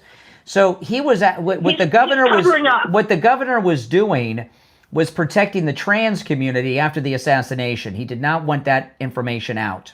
That is true. This is a bad precedent that you had. I don't know if I pronounced that. You know what I mean by precedent, not president of the United States. Yes, I know what you mean. Precedent. That you have a governor overseeing a murder like this when he is pro-LGQB, whatever the letter is. And I read somewhere that he is being subsidized by the drug companies who make these drugs for sex changes. I don't know. I don't know. I wouldn't be surprised. Hey, but listen, I'm glad you found the show, and call me again sometime, all right? Yeah, I mean, we don't know, but a lot of the things we do know, they ain't good. If you're on hold, hang in there. I want to tell people about Friendly Tire in Margate. Oh, man, Friendly Tire. You know, I found Friendly Tire, I don't know, maybe close to 20 years ago now, and I was a customer there for many years, and I found Friendly Tire out of necessity. I used to have a four-wheel drive Jeep Wrangler that had the big oversized tires, and I got it used, and I got it for such a great deal. And I realized when I needed new tires why I got such a great deal on it. The tires were expensive. And I found Friendly Tire out of necessity. And every tire I've bought since has been from Friendly Tire. You won't find tires lower anywhere else. You can get new tires out the door and on the road for as low as $75 a tire. And by the way, that's on common sizes on some of the most common vehicles on the road today. Okay? And when I say out the door and on the road, Friendly Tire does not charge you to balance the tire, mount the tire, or even dispose of your old tires. So the price that Friendly Mike gives you over the phone is out the door and on the road. He has all the name brands you know and love: Michelin, Firestone, Pirelli. I'm a Firestone guy. One of my cars has run flats on it. Holy smokes, best deals you'll find on run flats anywhere. In fact, my new car, if it weren't for Friendly Tire, I wouldn't have got it because it's a Mini Cooper. My wife's car, it comes with run flats. And run flats everywhere else, they're expensive, not at Friendly Tire. If you have a Tesla, he's got the special tools and everything for the Tesla tires, great deals on those. And he also has thousands of used tires in stock. They're very good used tires at great prices. He also does tire repairs. Give Friendly Mike at Friendly Tire a call. He'll give you a quote right over the phone, 954-977-9445, 954-977-9445. That's 954-977-9445 for Friendly Tire in Margate. You're on the air. What's your name? Where are you calling from? Hello, can you hear me? I can. I wanted to know if I could ask you a couple questions. I'll see. I'm not promising to answer them. Pick your best question and ask that one. Okay, I've read a lot of what Charlie Kirk had done. How do I help my daughter, who I'm currently in New Zealand with, which is also plagued by all this? I'm calling on an international number. What do I do to get her away from this propaganda? Well, I don't know about New Zealand. New Zealand's pretty... It doesn't sound like a New Zealand accent. What are you, an American in New Zealand? Yeah, I immigrated here to be with my Scottish wife. I would not be surprised if Turning Point... They probably have international chapters. Go to the Turning Point USA website. Listen, I'm up against the top of the hour break, so do you have another question? Well, yeah. Okay, just stand by. Yeah, okay, hold on. Just hold on. Okay. We got to take our break. You're listening to the Steve Kane Show, Florida's longest-running radio show. My name is Brian Craig. Our number is toll-free, 888-465-2631. We'll be right back after this. All right, what's your other question, caller? Okay, so my question is how are we going to escape this propaganda? Because I'm reading a lot of what Charlie Kirk said, and it's affecting my daughter. When she was in America, it affected her there. When we moved here to New Zealand, it affected her here. Yeah. Like they're trying to push this agenda onto my child who's 8 years old. They're always trying to push things on. It's called being a parent. You gotta parent your kids. I mean, that's it. Listen, I gotta run, but thanks for the call. If you're on hold, stand by.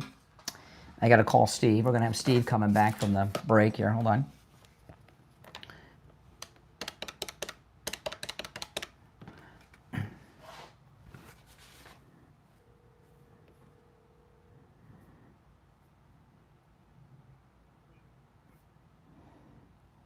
Okay, you there? Okay, you there? What do you mean?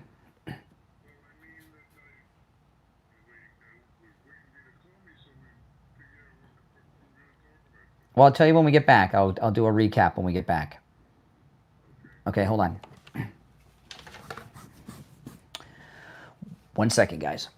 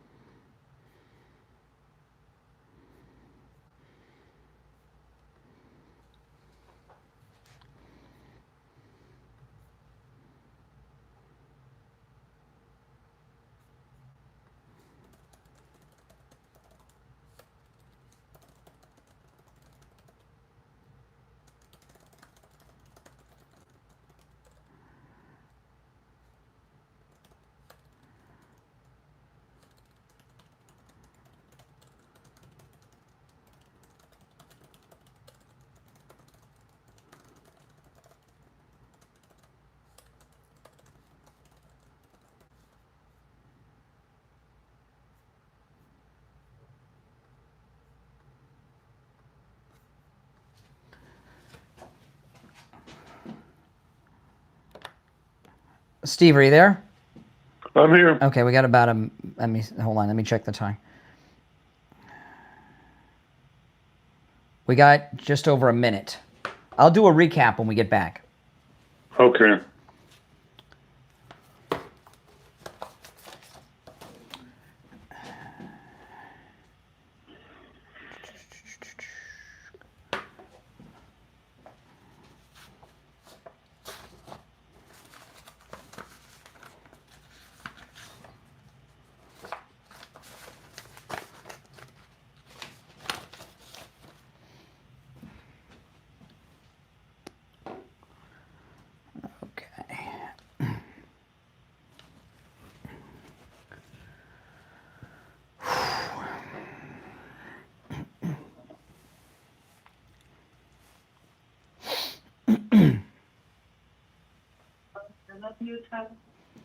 Okay, stand by.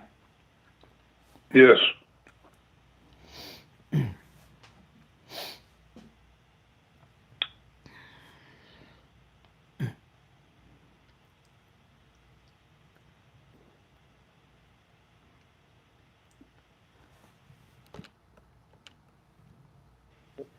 All right, the third hour has begun. You're listening to Florida's longest-running radio show, The Steve Kane Show, on the radio since 1977, celebrating 49 years on the radio. I'm Brian Craig. Steve Kane joining us. Hey, Steve. Good morning. Well, a lot has happened over the weekend. You think? And for those that are just tuning in, I want to do a recap because a lot of what has broken over the weekend is not being reported by the media because they are in what they always do, the business of not reporting news but covering up the news. And a lot has been happening with the assassination of Charlie Kirk over the last few days. Few things. We're finding out that the assassin very well may have been a part of a cell. There's been witnesses and evidence has come out over the weekend about this, and I'll tell you about that first. There was the assassin lived in a townhouse with his transgendered lover.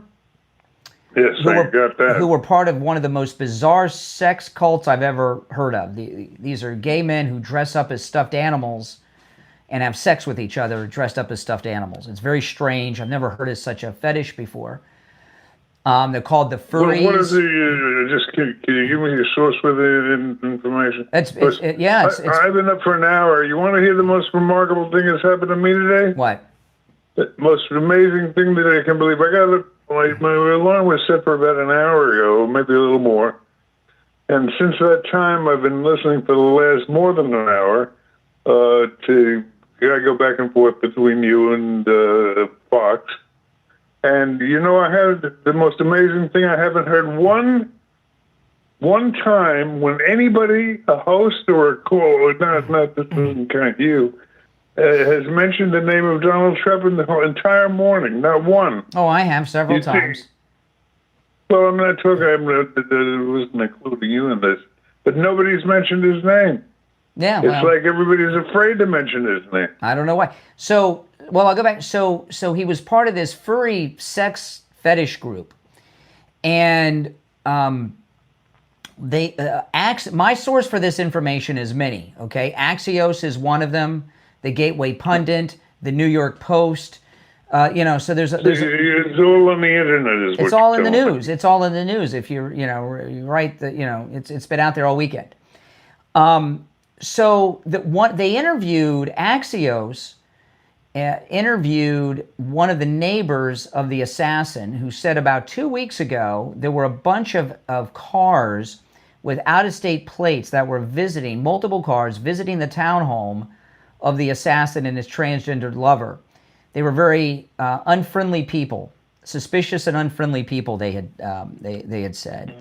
And so what they're starting to look at now, and this is Axios and the Gateway Pundit and these other sources, that this assassin did not act alone, that he was part of they're calling it a trans Tifa cell,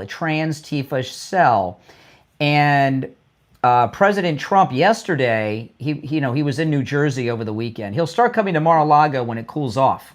He goes to New Jersey during the hot months on the weekends.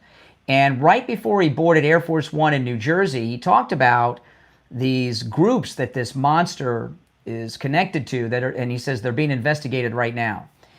A bunch of communications, text message, X communication, and in this Discord group that the assassin was in. There were all kinds of discussions before and after the assassination with the assassin with these people. So it looks like a group of people have had prior knowledge, quite possibly, of the assassination. And what Trump has them looking into is whether or not they assisted in the assassination. And it looks like there was prior knowledge. So have you heard any announcements on his schedule today? Well, he's going to be going to the funeral, the biggest funeral in history, later this week for Charlie Kirk, in Arizona. So, so that's, so there's been lots happening. And so the funeral's occurring today, you're saying? No, it's later this week. It's later in the week. I forgot what day offhand. I'll look it up. I just forgot as you asked, but no, it's not today. And it's going to be but is anything occurring today? I don't know. The day hasn't even started yet. It's only 8 after 8. But a lot has happened, and now we find out that if you're on hold, stand by. Steve and I, after the next break, we're going to go back to the phones. Okay, the phones are pretty full, but we'll go back to them after the break. Now we're finding out some other things, that the FBI agents and the governor of Utah hid, not just from the public, they hid from Kash Patel, the FBI director, the information that this assassin had a transgendered boyfriend. They hid the photos and everything else for quite some time. Kash Patel eventually found out, but it looks like the local FBI and the governor of Utah were trying to cover up that this was a transgender Tifa event, because Charlie Kirk and the governor of Utah had a feud that's been going on for quite some time, because the governor is pro-trans rights with the sports and all this stuff, right? So the governor was involved in a cover-up during the manhunt. It's being reported now. So a lot has been going on, and it's all been coming out. All right, our number is toll-free 888-465-2631. Let's take a call or two before the break, Steve. We got time. All right, let's go. All right, you're on the air. What's your name? Where are you calling from? You're on the air. What's your name? Where are you calling from? Oh, hi. My name is Ian. I'm in Broward. All right, Ian. So what's up with the two guys that were behind him giving the hand signals to ready aim? I don't think that I wouldn't buy any of that stuff. Nothing was up with that. They're not, see, you got to understand. There's something bigger going on. Really? I know what they're trying to. Bigger going on. Okay, slow down, Mr. Rocket Scientist from Broward. Everything they're trying to do is blame everyone for the assassination other than the people behind it. So now with this thing with the hand signals, they're trying to create this ridiculous narrative that Charlie Kirk's bodyguard was involved. Yeah, they were. Where's the story coming from? That's some internet BS. It's the video. It's video of the actual event. If you zoom into the people behind him, I saw the video. Signals. You really think Charlie Kirk's bodyguards were involved in the assassination of him? Come on. Yeah. You really? Yeah, I think so these guys. Okay, slow down. Let's just talk about this for a second. This stupidity. Okay. You really think about this now. There's a new photograph of this punk assassin wearing a French maid outfit with a transgender flag on his wall. I don't even think the one that they got is him. I think it's okay. Oh, you don't even think he's the shooter? On a private jet. Okay. So, well, because you're crazy. So you think? No, I'm not crazy. Think about. I just see things differently. Yeah, I know, like a crazy person. I want to ask you this. No, I get up every day and go to work just like you. Well, could you stop talking for a minute so I can get a thought out? The bodyguard, okay, you believe that the bodyguard put himself up on a stage, basically, where a live round from a couple 100 feet away was going to come, and he conspired. Seems like the bodyguard was taking a great risk, don't you think? If he was in on it, it Yeah, no, Right. he didn't put Why- himself at risk. yeah, He was sure, in a- sure. How could he be so confident that the shooter was going to hit? If it missed just by a couple of inches, he would have been They hit. had other people. They had other people in places, and they were like, "Okay, Oh my fire at goodness! will," All right, because all they were right. all Tell them ready. hello at They the had- mental health facility. See, what's going on here is that with this thing with the bodyguard and all this nonsense, the left are trying to get this away from what really happened. Okay? They're trying to blame it on anybody and everything. The thing about the jet, debunked. The guy with the jet came public and was interviewed over the weekend in the papers. I think it was the Post, New York Post. If it wasn't the Post, it was another one of the mainstream papers. They're trying to get people to talk about everything other than what really happened. All right, we're going to take our first break of the third hour of today's program. If you're on hold, stand by. We'll be right back.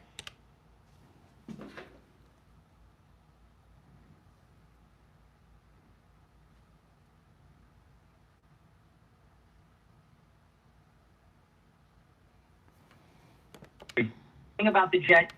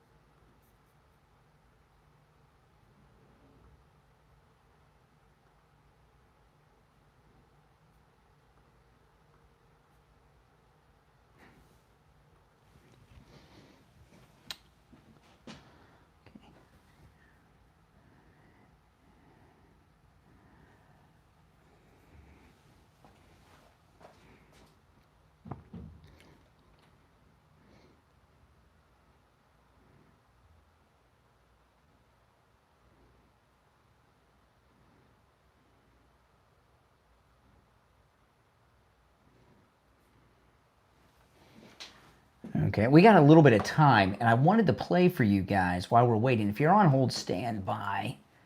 Let me pull this up.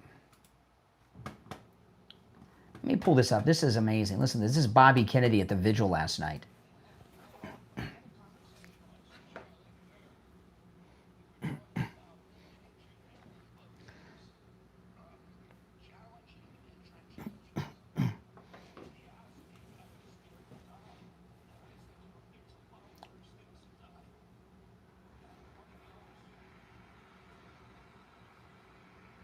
Amazing.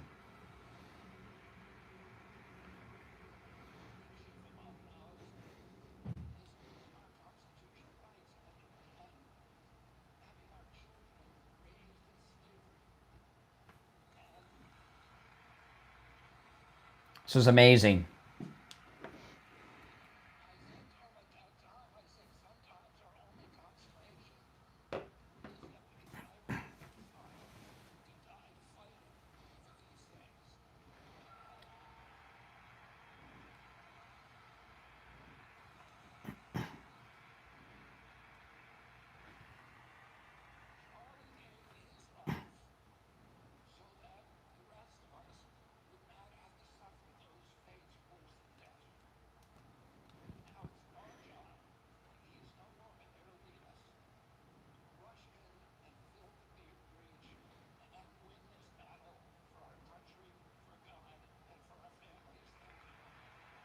Yeah, very powerful stuff. Okay, we got less than a minute.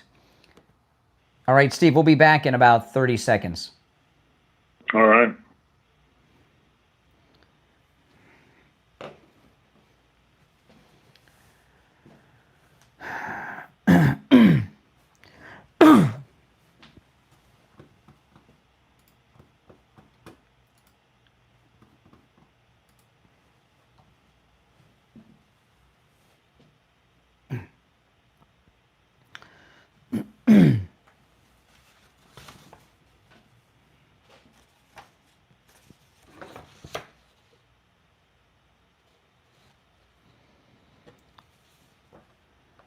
All right, we're back. I'm Brian. Steve Kane's here. You want to take some more calls, Steve, or? I don't know you. It's up to you. Okay, let's take some calls. Some have been holding on for quite some time. I've lost track of the order in which everyone's called in. I'm trying to take them in the order in which they were received. Our number's toll free, 888-465-2631. Let's go. You're on the air. What's your name? Where are you calling from? Yeah, I got a question for you. This is Cornbread from North Carolina, trucker. All right. All right. So the difference between you and Charlie Kirk, the man, the GOAT, Charlie Kirk, is that he's got the ability to listen and to take in what the question is from the caller, or I mean from the student and from whoever he's talking to. You right there. You don't listen. You're so quick to come up and judge somebody, about what they're talking about before they can even finish their question. You're always talking over them. Well, first of all, I've been listening to you for a while. Well, and as opposed to whining, instead of whining, say something. This is what I'm talking about. Say something. This is what I'm talking about. Well, ask a question. Stop whining. I'm talking about. Stop whining and ask a question. My question is, you can learn from Charlie Cook. Now, you said a while back that Who's Charlie Cook? Who's Charlie Cook? Who's Charlie Cook? You could have taken Rush Limbaugh's position. Buddy, you're a poser yourself. Now, you can sit there and you can talk all this smack about everybody in the world, but you're the biggest poser yourself. Well, then my question is, excuse me, I've got a question. If the show, excuse me, if the show is so bad, why are you listening all the time? Because it's good. Because it's good. Yes, thank you very much. I love listening to people roast you. I love watching. Is that what you're doing right now? You think you're roasting me? And you think Steve Kane's name, you're going to take him to another level? You're going to bury that show, buddy. Oh, okay. You're going to bury it after 30 years. Plus. I've got you. What do you mean bury it? You're hooked. You're one of my biggest fans. You're just too stupid to know it. Because I'm so okay. That's true. Listen, I love listening to these people roast you. Now, you got your followers, you got your minions. I mean, Richie's a good old boy, and Conservative Doug, and everybody. But, they're your yes man. But the thing about it is, Brian, in the real world, you couldn't hack it, bro. What world am I in? What world am I in? Well, look at your shirt. Number one, you're wearing, what are you? You're 50-something, and you're wearing Star Wars stuff. I mean, I'm wearing a Hawaiian shirt. Hawaiian shirt, Brian. So you're always on vacation. The real world is passing you by, and you're sitting there trashing people all the time. Really? You're trashing people because of you don't give them a chance to even You've talk. been on the air for several minutes, and all you're doing is whining. That's right, because I'm whining. It's called a perspective, Brian. You've been on the radio for 30 years, you say. You should understand that people like the man from the old red coat there from England or whatever. I mean, you sit there and you categorize everybody into one thing. This is what I'm confused about. You hate me. You don't like the show. You're referencing a caller that called 3 hours ago almost. So you not only do you listen regularly, you've been listening for that guy called like 2.5, 3 hours ago. That's right. So you've been listening for hours. So if the show's so bad, why are you listening for hours? I'm not mad. You're even listening to I'm not mad. I didn't say mad. I said if I'm so bad, you're listening to me for hours. You were listening to me yesterday on Sunday. I can't be that bad if you're so addicted. Nope. Because you're cheap entertainment. Oh. Like the man said, your vibe attracts your tribe. You're even quoting callers from the weekend. Comment. So you listen to me every day of the week. Every day, every morning. That's right. And every day. All right. I appreciate the call. He listens to me morning, noon, and night, 7 days a week, but I suck. That just doesn't make sense, Steve. I don't get it. He's like my biggest fan. All right, let's go. You're on the air. What's your name? Where are you calling from? Brian from Deerfield. Hey, Brian. What's on your mind? Hey, Brian. Hi, Steve. How are Brian, you? What's up? Now, Well, this governor from Utah, is he in potential a little bit of trouble here for kind of impeding a criminal investigation? Well, that's where this, yeah. By the way, I just want to mention, it just dropped for the last caller, a couple of callers ago, who said they didn't think the gunman was the gunman. Kash Patel just announced that the DNA match on the weapon, the towel that held the weapon, matches the assassin they have in custody. So they got his DNA all over the crime scene, the weapon, and everything else. Okay. What you're talking about, yes. Okay. The governor and the FBI agent were on the scene. They were withholding information from Kash Patel, and I would say that sounds like obstruction of justice to me. Well, it also looked like during the press conferences, he didn't want Kash Patel anywhere near those mics. He just kind of took over the press conferences, and it was his view, and that was it.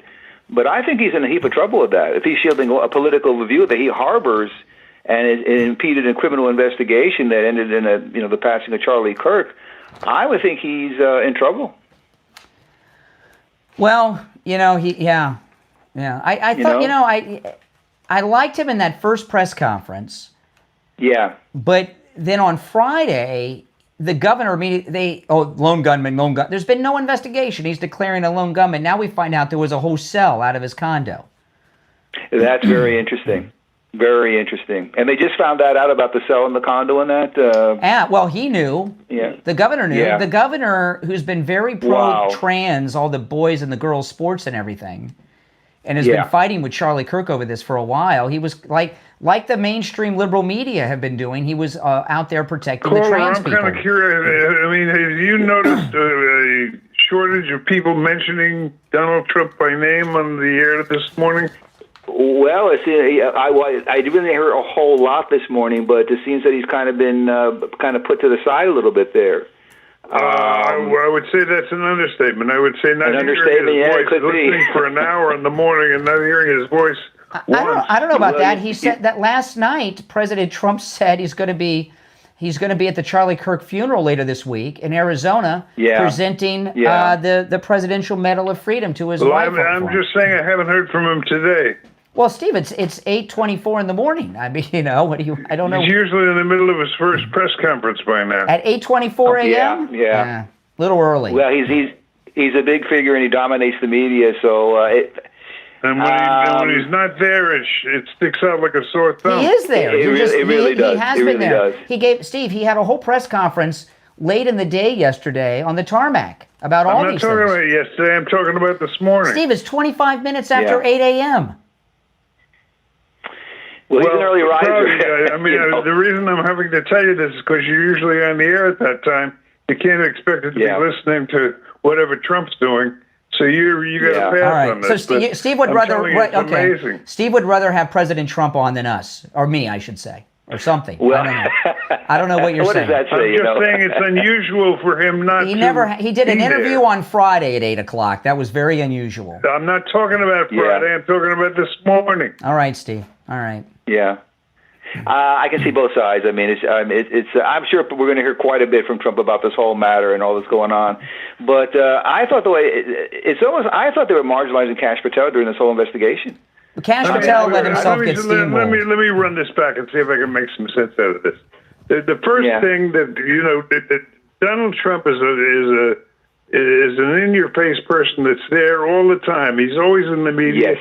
Almost every day. He almost starts every day with a press conference, whether it's walking onto his jet at 8 a.m. At 8 a.m.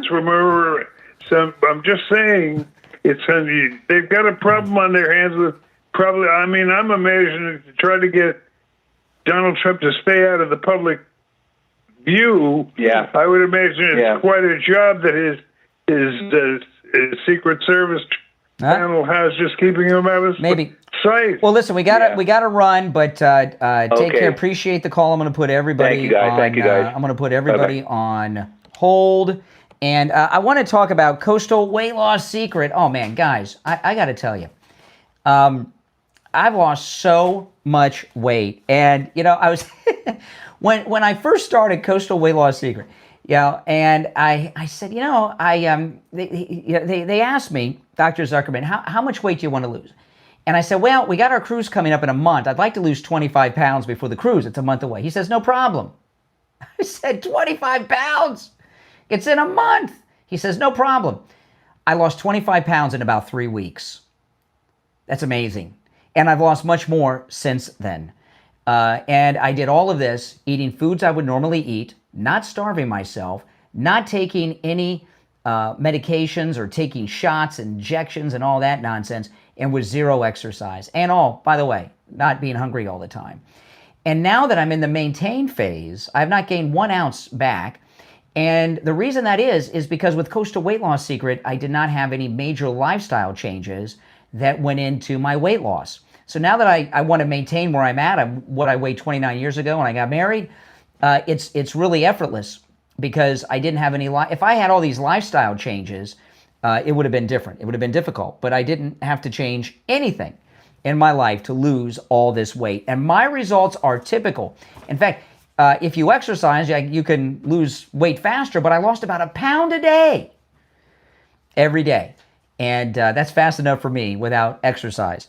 All right, give Coastal Weight Loss Secret a call. Remember, no matter where you're located, you can call Coastal Weight Loss Secret, okay? We have listeners all over the United States that have called and are losing weight, just like I've done. 561-247-6300. 561-247-6300.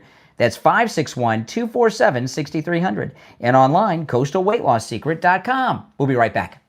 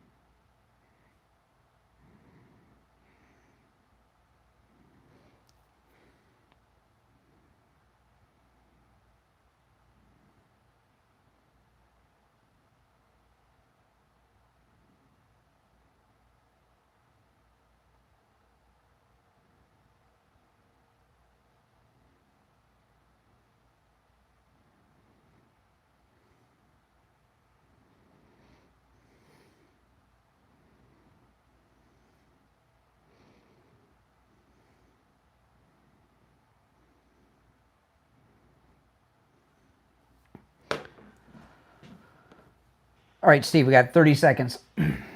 Okay.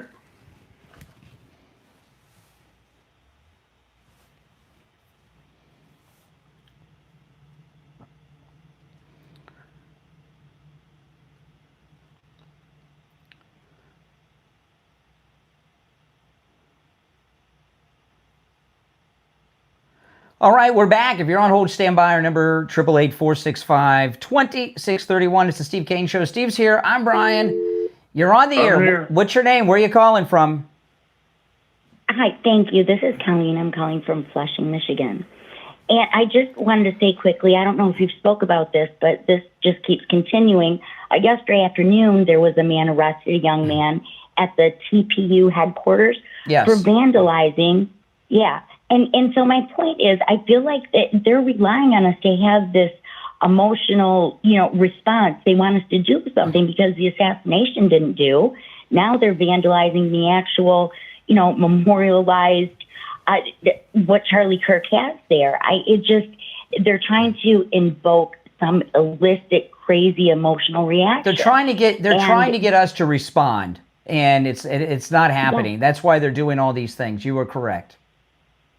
Exactly, and him wearing the same shirt that the so-called shooter wore, it's just sickening. But I appreciate this topic. I haven't seen you before, and I subscribe, so I'll share welcome you. to the program. Yeah. No, the guy that they got at the Turning Point headquarters in Arizona, he was wearing the same shirt that the assassin was wearing in that stairwell photograph. I mean, what a psychopath, and you're going to see a lot more of that. And, the reason they're doing that is not just to incite the right, they keep saying this is a two-sided thing, violence on both sides, when it's not. So if they can get some of our people to react, then they can say, look, you guys are violent too. Because they're realizing, even though they say the violence coming from both sides, there's none from our side. So they're trying to create it. And I believe that because they still haven't shown proof. If I may just quickly tell to Gabbert was at the Kennedy Center yesterday, and she told this quick story. Her friend called and said, what are we going to do now? Charlie Kirk, he tried love and peace, but that didn't work. So what do we do now? And she's like, yes, it did. It worked so well. It made them explode with anger, and it's what got Charlie Kirk murdered. It does work, and they can't take it. Well, Martin Luther King and Gandhi were shot to death too. All right, remember that. Mm-hmm. By the same type of people. All right, let's go back to the phones. You're on the air. What's your name? Where are you calling from? Morning, Steve and Brian. It's JJ from Mass. JJ, how are you doing? Well, I'm getting there, Steve. I'm getting there. Slowly. Have you seen Donald Trump today, or do you know where he's going? Well, I'm pretty sure he's waiting till after 9 o'clock show because of this show right here. I think that's the standard protocol, right? I guess. Yeah, I think he's waiting. I think he's waiting for the end of the show. But no, I think that in response to that, to your question there, Steve, I think that this has hit everybody. It's hit Trump pretty hard. And I think that I don't know if he's purposely doing it or not. I mean, I know he's very emotional. Well, when is the last time? First of all, let's just find out. Where is the last time you saw him on television? Last night. Okay. Yeah, it would be Has last anyone night. seen him today? All right. Well, no. So you're laughing, saying, but well, first of all, I don't know. I really don't want people to watch TV while we're on. And so I don't know why. I'm not asking them if they're watching him now. They're obviously not. They're listening to us. Well, I think there's some serious stuff going on, Steve. I know obviously, Charlie, this is just huge what has happened, and he's pretty melancholy about it. And I think that he, as far as the spotlight goes, he wants, homage to be paid to Charlie, like last night. And I think there's also some things that are kicking off possibly down in Venezuela. There's still a lot of crazy things happening in the world. You had a few million people in the streets in London. There's a lot of stuff going on. But, I did want to mention, the guy who said the vibe is your tribe thing, Brian. I watched your, people, obviously after the show today, the Sunday show that you did with the Procreator, that was hysterical. That actually made me laugh. The Procreator. Because I didn't really laugh too much. The guy was like Thurston Howell, all I needed was a martini. Yeah. But last week when this young innocent girl, this Ukrainian girl, was taken from us by this evil, we were talking about, or I had mentioned specifically about this. Frankenstein had, created a monster in a movie, but the Democrats have created a bunch of different monsters, the racist monsters, the trans monsters, these hate monsters, and that's what this kid was. And one of the things I did over the weekend is I went out, I just started looking at a lot of old stuff. Like I went out to Wikipedia and I looked at the J6 information that they have there right now. The information that these kids go out and look at. And on there it says that it was, the far-right militias, the the neo-fascists, the neo-Nazis, the neo-this, neo-that. And this is how this constant stew of lies that well, if you noticed over the they weekend, create these people. They brought out the fake Patriot Front yesterday. They were doing their marching. You see all that. One of the callers had earlier reminded me of something that I'd forgotten about the Minnesota. They keep saying, and this is on the Sunday shows, everything, right? The violence is on both sides. Look at the Democrat lawmaker murdered in Minnesota. A couple things about that. And one of them, a caller reminded me of I'd forgotten about. There was a Democrat murdered in Minnesota by a Democrat. And he had a statewide job that he was appointed to by Waltz. And he had the job previously, and he was appointed to it by the Democrat governor before Waltz. And when they arrested him, he had the No Kings March flyers in his car, and he had a hit list with 50 names of pro-life people on it. The Democrat that he had killed voted with the Republicans on the transgender sports issue. And he was a liberal activist. She did a conference. That's right. And she did a news conference. And that was a liberal Democrat who it was more trans violence, really. It was another Democrat who killed that Democrat because she voted against the boys and the girls sports. And everyone in the media and Democrat elected officials keep pointing to that. And people think, oh yeah, a Democrat got killed. It must be a MAGA guy. No, it was more trans violence.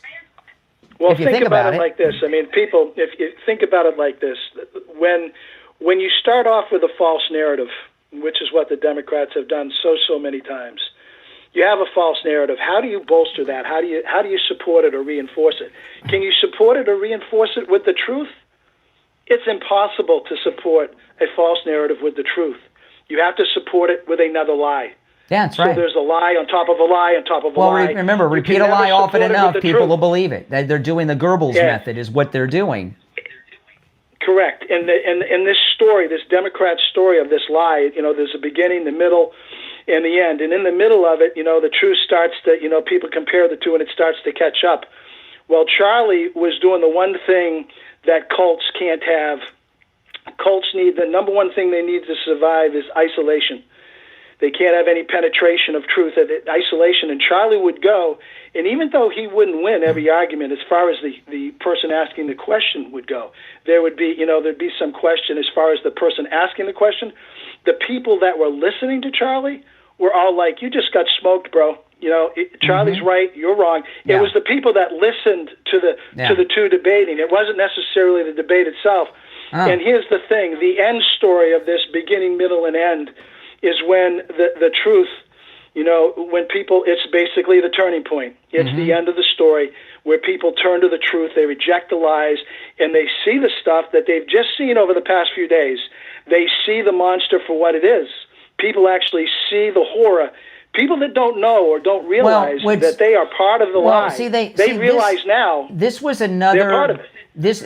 This was another plot by the Trump haters to stop the movement.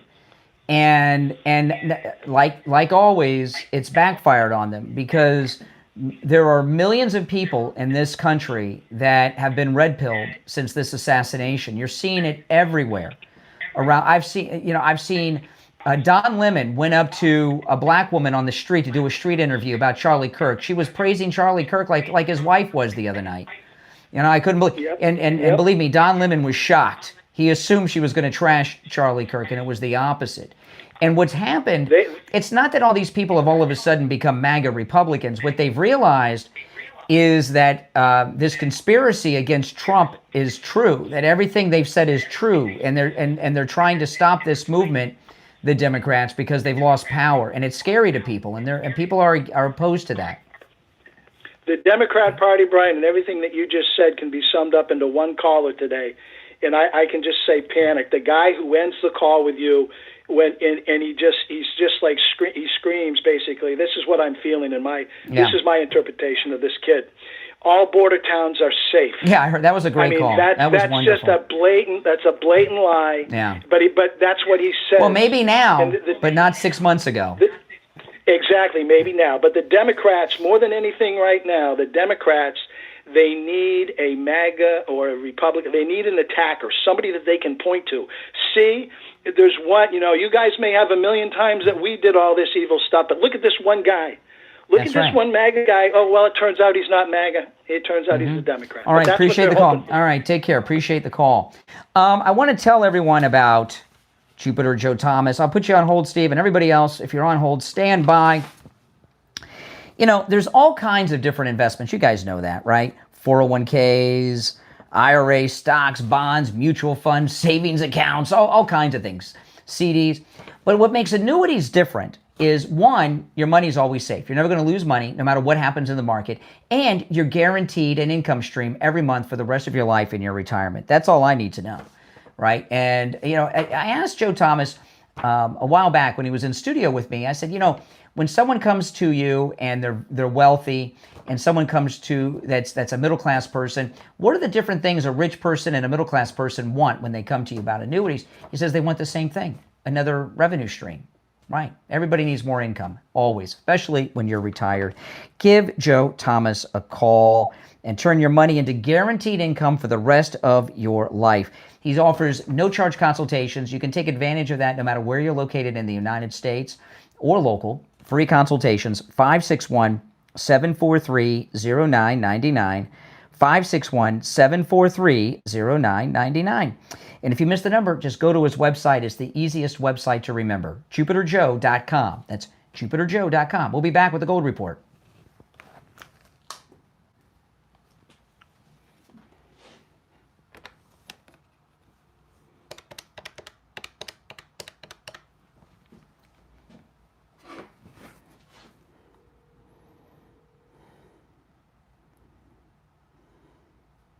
Hey there, hold on.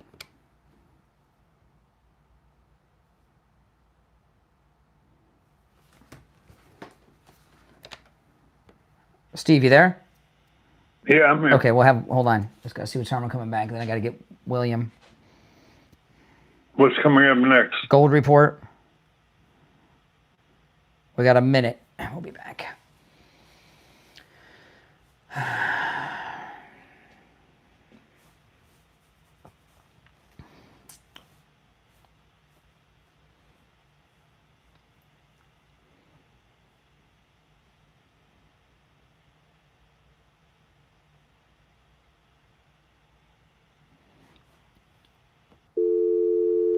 All right, William, we have about 30 seconds.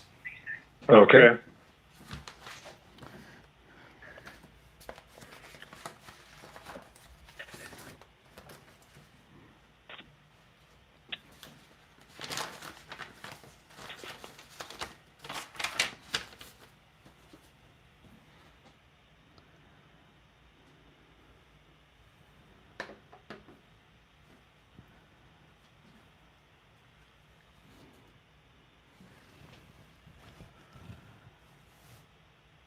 All right, we are back. It's the Steve Kane Show, Florida's longest running radio show. I'm Brian. Steve Kane is here, and it's time to check in with William Youngerman from the offices of William Youngerman Incorporated in Boca with the first look at gold and the precious metals for the week. William Youngerman, how are the metals opening this week?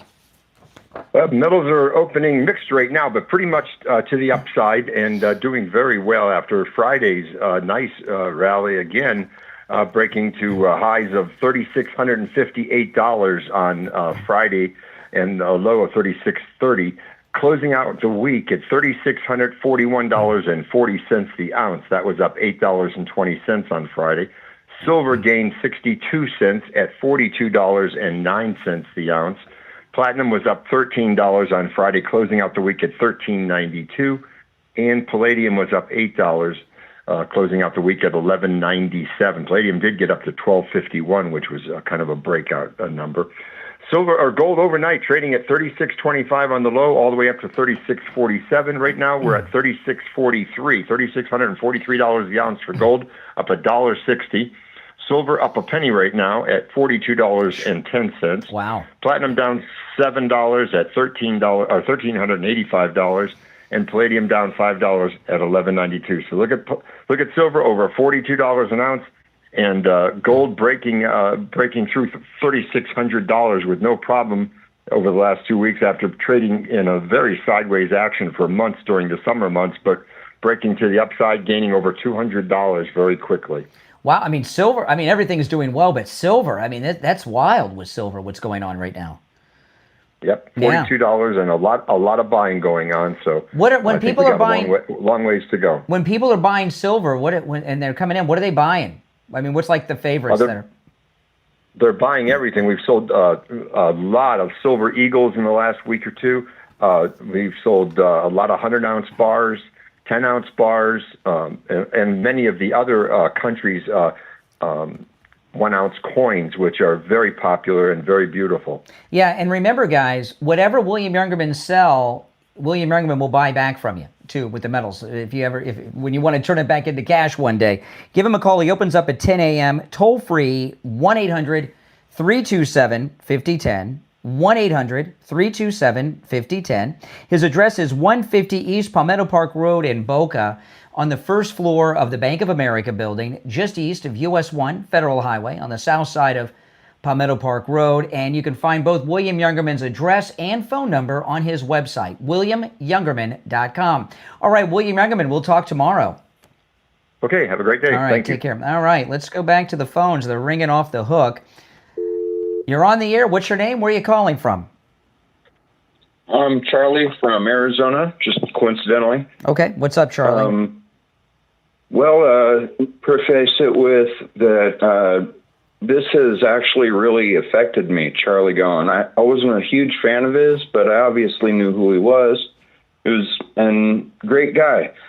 I still see a whole bunch of people in comment sections saying that they believe it was a MAGA supporter or something. And I kind of want to just address them and tell them, don't worry, ballistics, handprints, and all the circumstantial evidence, as well as testimonies from friends and family, as long as a real world situation comes out, he's getting charged. You know, this is bizarre to me, okay? We got a picture of him in a French maid's outfit with a transgender flag and a gay flag on his wall. He's got a transgender gay boyfriend, right? He had all this Antifa and trans stuff written on the bullets and everything, but he's MAGA because they say his dad's MAGA. I mean, it's such bizarre, desperate attempts to spin a story. Well, there's not only that, but there's all kinds of fake stuff coming out. Like somebody put him in a Trump T-shirt when it was real easy just to get the original, where he's in a normal T-shirt, just a picture in his bedroom. Yeah. And somebody, I mean, they're doing all kinds of. They're just completely disingenuous at this point. They're bending over backwards, trying to twist this like a pretzel to try to make this anything other than what it is. And the problem they have is the truth's all out there, and everybody saw everything that's happening and is following every second of every development in this story, and it all points to the same thing. They can say the guy's MAGA till doomsday.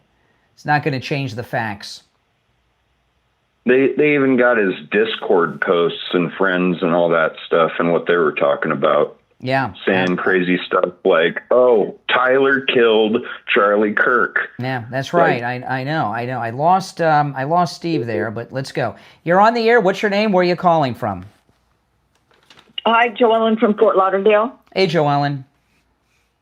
Hey there. So, the first time I heard that governor, the first time we heard anything from him, I said, God, this guy is fantastic. You know, he's so well-spoken. And then I texted my girlfriend. I said, I wondered if he had come up through Trump, but I don't know if he's a Republican or Democrat. If who came up through Trump? You know? The governor? I don't know too much about him. I don't know too much other than what I've said. Yeah.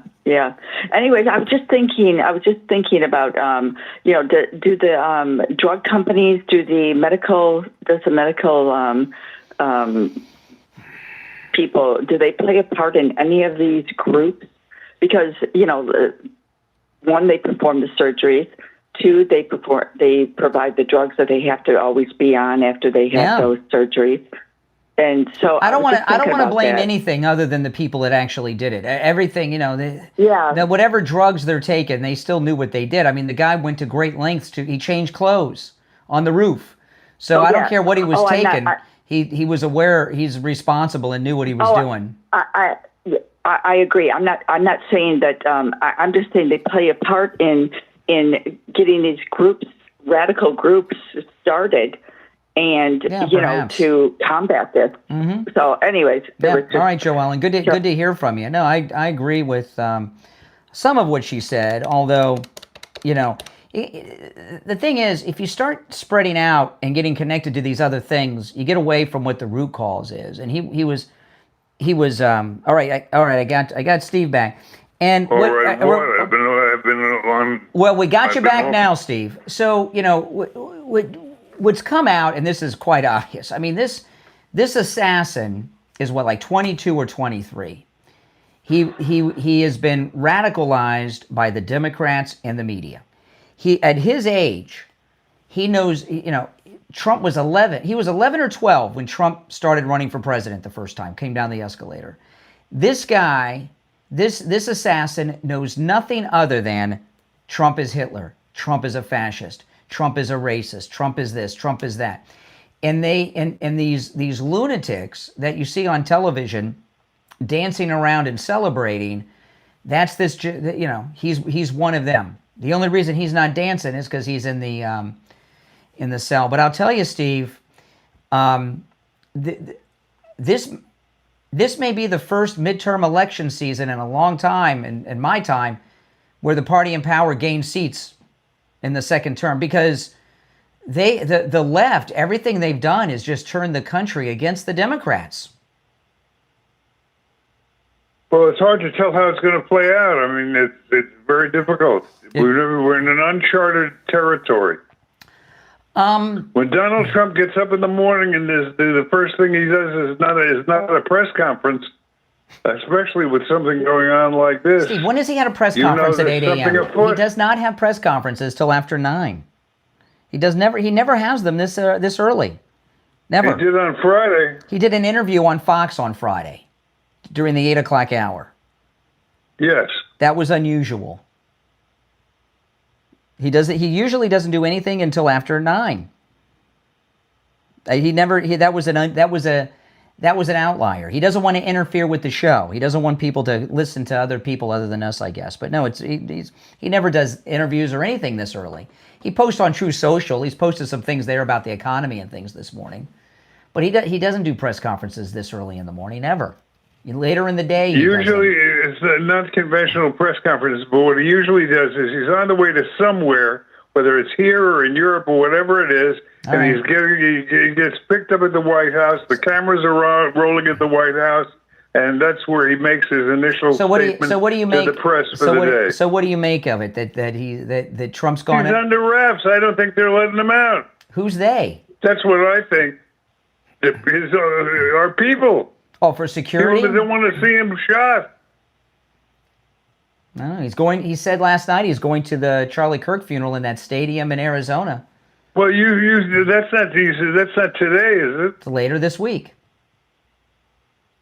Earlier this week. Later this first week. Day of the week. Later this week. I said later this week. Oh, later this week. Okay. Yeah. All right, let's take some more. We're not communicating too well. No, we're not at all. We're not. We're doing whatever communicating is, we're doing the opposite. You're on the air. What's your name? Where are you calling from?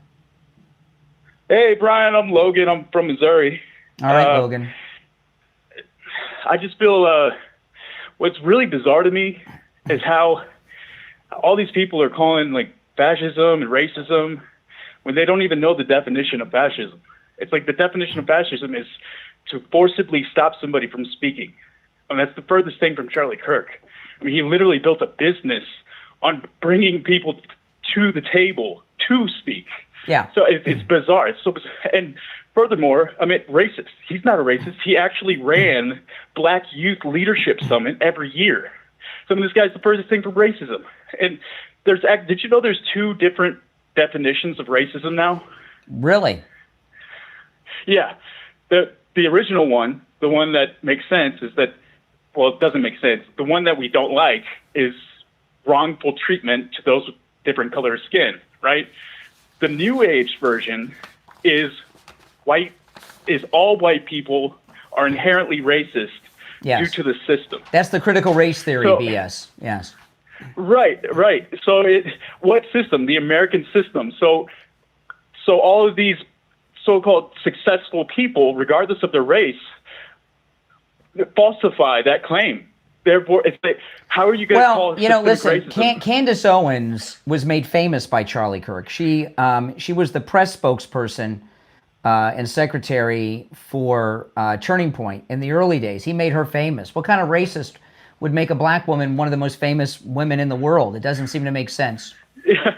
Yeah, I love Candace Owens. She's so good at what she does. No, she's gotten weird lately. She's gotten strange lately, unfortunately. Well, I mean, we need more unity. We need more youth to step up. Well, I don't unify with anti-Semites who are Holocaust deniers, and that's Candace Owens. She's denied the Holocaust. She's lost her mind. Hey, listen, I appreciate the call, though. Wow. Take care. Yeah, I know, it's crazy. All right, take care. Now, I want to talk, before we go today, I want to talk about those of you that have neuropathy or someone in your family does. Oh, my goodness, Steve.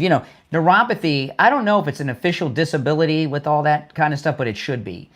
Neuropathy, really, it leaves you bedridden and life pretty uncomfortable, too, with all the pain, the dizziness, the falling down, the tingling in the hands and feet. Not only do you become homebound, you become bedbound, and it's no way to live. Lighthouse Medical in Pompano have a treatment for neuropathy that works and a treatment that lasts. Steve, you had your neuropathy treatment over 3 years ago. Not only did they rid you of all your neuropathy symptoms, they haven't returned. Give them a call. Lighthouse Medical can help you no matter where you're located, whether you're local or somewhere else in the United States. They can help you do with you what they did with Steve. Rid you of your neuropathy symptoms and keep them from returning, because we weren't thinking about the long term. Here we are 3 years out and the symptoms are still gone. It's amazing. Give them a call. Make sure you mention Steve Kane when you call so you can take advantage of the no-charge consultation. 754-222-6642. 754-222-6642. That's 754-222-6642 for Lighthouse Medical, and online, lighthousemedicalcenter.com. All right, that's all the time we have for today. You're listening to The Steve Kane Show, Florida's longest-running radio show on the radio since 1977, celebrating 49 years on the radio. I'm Brian Craig. Steve Kane has been here. We'll see you tomorrow morning at 6 a.m. Thanks for tuning in, and we'll cover the latest news tomorrow. Take care. God bless Charlie Kirk. All right, I'm going to continue a little longer, guys. We're clear from the radio, so if you're on hold, hang in there. If you'd like to call in, please do. The number's pinned in the live chat. And you guys know I've expanded the show by an hour. So before I go back into the issues, a couple things I want to tell you. Number one, if you are watching on the live stream where you see the green behind me, if you go to my other stream, okay, you can see and hear all the video and the audio sound bites that I share, okay? That's on the other stream. And the link to that stream is in the description of the video. So that's those of you that are watching on the stream with the green behind me. The link is in the description of the video to my other live stream, and there you get all the audio, the video, and you get to see all the articles. The other thing is this. The extra hour of the program, because I started at 5:20 this morning, and I'm continuing now. This extra hour of the program, including my afternoon show, is all brought to you by Mike Lindell and MyPillow. Before I made that announcement, I wanted to make sure I'd be able to keep up with it and do the extra hour and the afternoon show, which I've been doing. And it's all sponsored by MyPillow. So let Mike Lindell know that his sponsorship of that extra hour and my afternoon show is well worth it. Go to MyPillow.com and use my promo code Kane at checkout. Look at this. They got this 3-in-1 sale going on right now. The 6-piece MyPillow towel set. These are back. They've been out of stock for a while. There's a limited edition MyPillow, a great deal on that. The Perceo sheets, the 3-in-1 sale. Go there. The free shipping offer is in effect as well.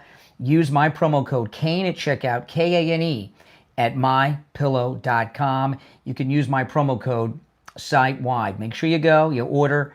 That's how you let Mike Lindell know that the extra hour is, money well spent by him. Okay, so that's greatly appreciated. Now, I want to get back into the issues because there's a lot of things that I didn't get to today, and we've had a lot of great calls. One of the things, I have mentioned this a few times on the show today, and I want to mention it one more time, and then I'm going to get to some of the audio sound bites. And you guys on the green screen, hop over to the other stream, and you'll get to hear the audio and see the video that I want to share. This one talking point that they're all running with is complete and utter BS, that a MAGA guy killed this Minnesota Democrat. I mentioned this with a couple callers earlier. He was a leftist, okay? He had a kill list with 50 pro-life people on it. His car was filled with No King's March flyers. He had a job appointed by Democrat Governor Tim Walz. He was appointed to that job by the Democrat governor before Walz, to it before. And the Democrat that was assassinated by him, that was murdered, had voted with the Republicans against men and boys and girls sports. She voted with the Republicans on the transgendered sports issue. That's why he killed. He's not a MAGA guy. And it's important to remember those things because that's one of the biggest talking point lies that they're running with on this. Well, the violence is on both sides, Minnesota. It is not true. And no matter how many callers have called me with that over the last few days, and I point that out to them, 10 minutes go by and I see somebody else in the live chat or on the phone with the same crap. And our big guys in the media aren't correcting this. And this is a big thing that's been going on and on. But I want to get to some of the audio sound bites. If you're new, my name is Brian. This is where MAGA comes to talk. Make sure you subscribe. Listen to this crap. This is Martha Raddatz. Remember Martha Raddatz was on TV crying on election night when President Trump beat Hillary? Oh yeah, I forgot. She's speaking to the governor of Utah.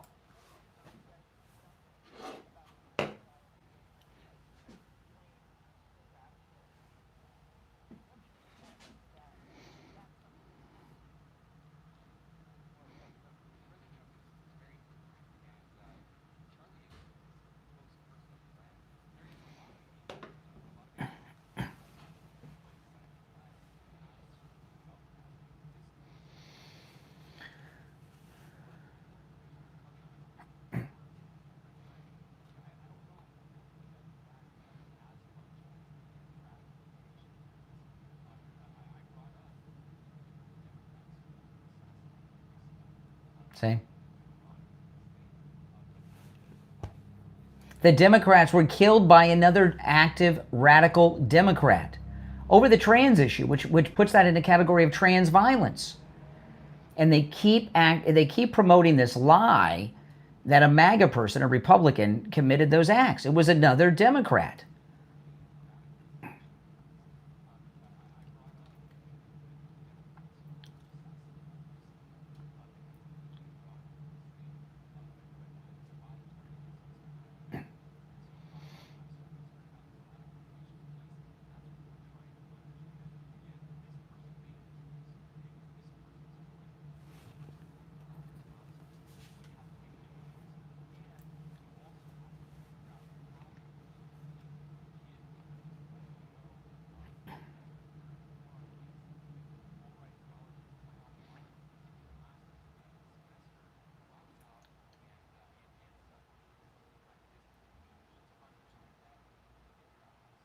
Yeah, this guy is obsessed with getting this lone gunman BS out there. Now, here's the same guy, the Utah governor. This time he's with Dana Bash on CNN. He's a real beaut.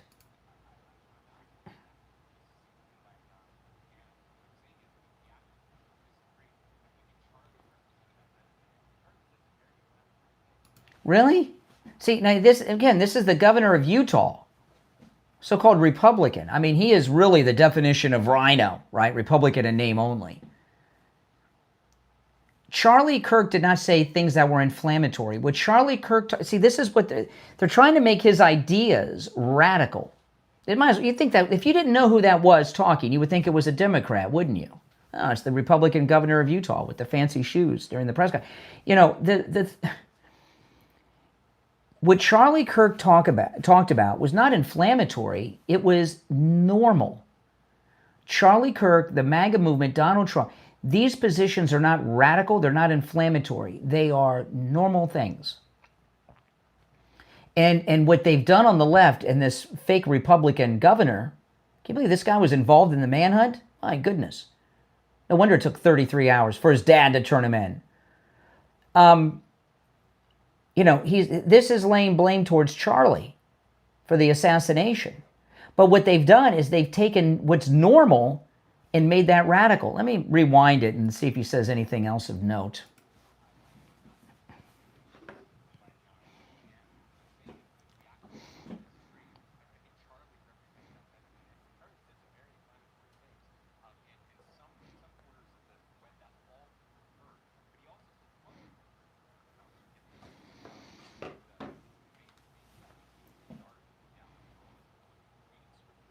Yeah, it doesn't surprise me that he keeps pushing people to put down their phones so he can craft a narrative with CNN here about what happened, as opposed to people following the news in their phone about what really happened, right?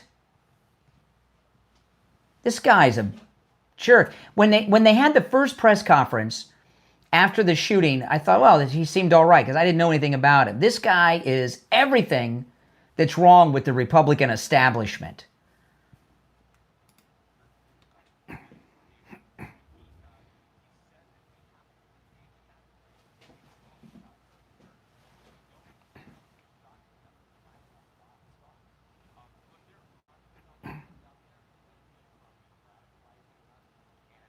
See, now he's blaming, he's not talking about liberals here. He's talking about conservative influencers, of which Charlie Kirk was the top one. That conservative influencers talking about the truth are somehow radical and dangerous. This is our Republican governor? Charlie Kirk was right. The Republican Party needs to remove him from the party.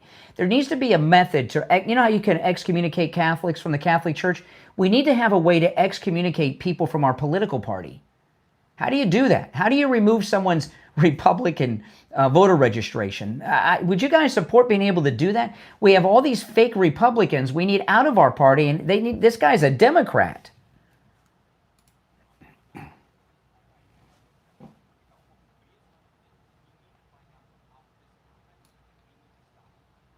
Oh my goodness. We know why it happened. And what he's involved in is what many of them are involved in. He doesn't want, notice in all these interviews, he didn't mention trans, he didn't mention any of that because he doesn't want people to know about it. Now, as crazy as this is, one of the only rational Democrats out there is John Fetterman. And I don't know exactly what happened to Fetterman. He was really nuts and everything, and then he disappeared for a month and had some kind of brain surgery. And ever since he had that brain surgery, he seems to have made a lot of sense. This is Fetterman talking to CNN. Now, by the way, before I play this clip, those of you watching on my live stream with the green behind me, if you go to my other stream on YouTube, you can see and hear all the audio and video that I'm playing. And there's a link, a direct link to that feed in the description of the video.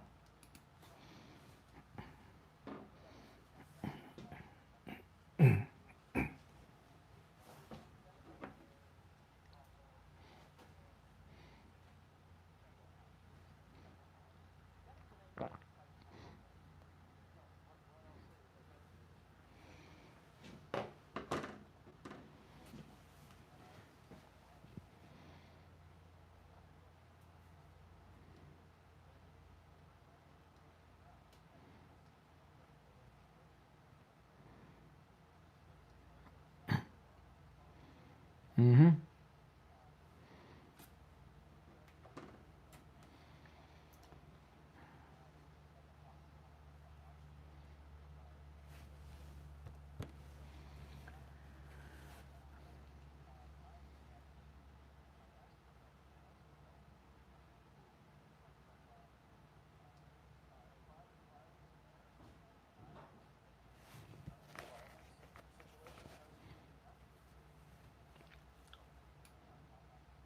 Yeah, I know it's crazy, huh?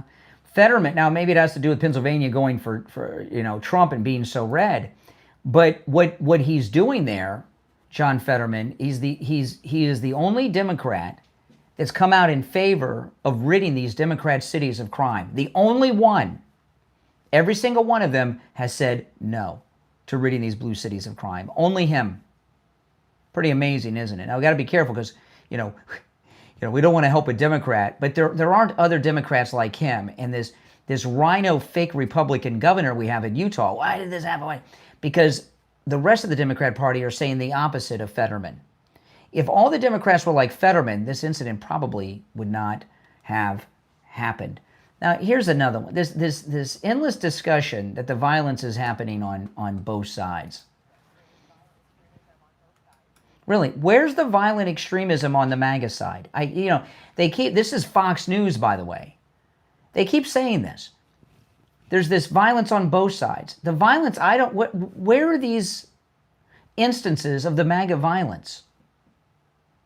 Where are MAGA people killing people? Because I keep missing this. I follow the news pretty closely, but I haven't seen any of that.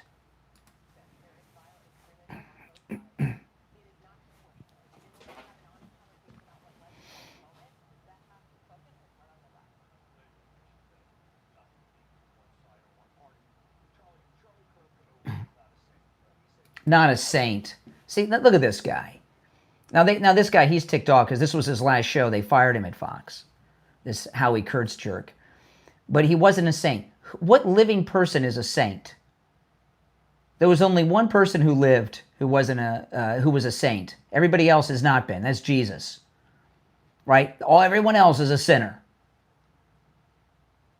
I mean, who talks like this about a man who was just assassinated at a peaceful sit-in, talking to people and having a dialogue, and he's in a box now in a mortuary? They made a good move getting rid of this Howie Kurtz, didn't they?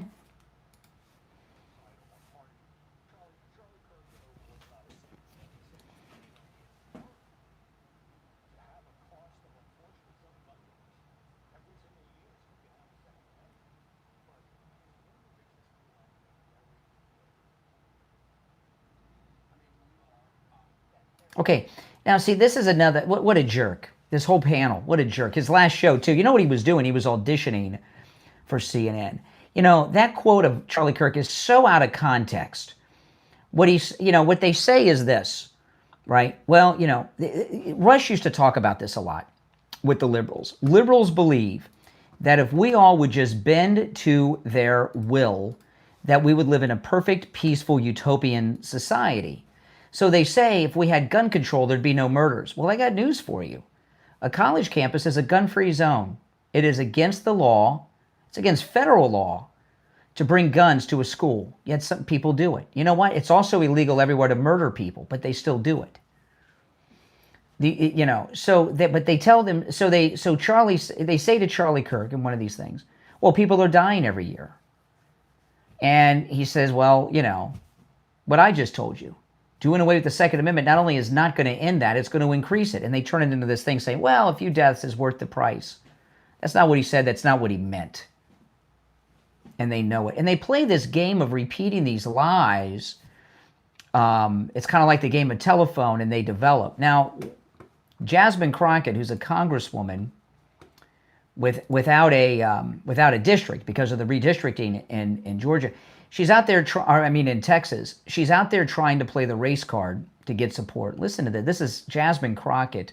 This is all the audio I didn't get to on the show today. This is Jasmine Crockett on MSNBC.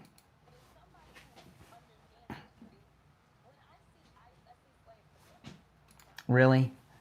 Slave patrols? In fact, in many instances, the opposite is different because the illegals are brought here, they're in slavery. Whether they're working at a farm, at a restaurant, at a construction site, or a brothel, okay, they're in some type of slavery. Now, they may pay them slave wages, but they're not free people. And what ICE is doing in many instances, not all, but in many instances, is actually freeing people that are in some type of slavery.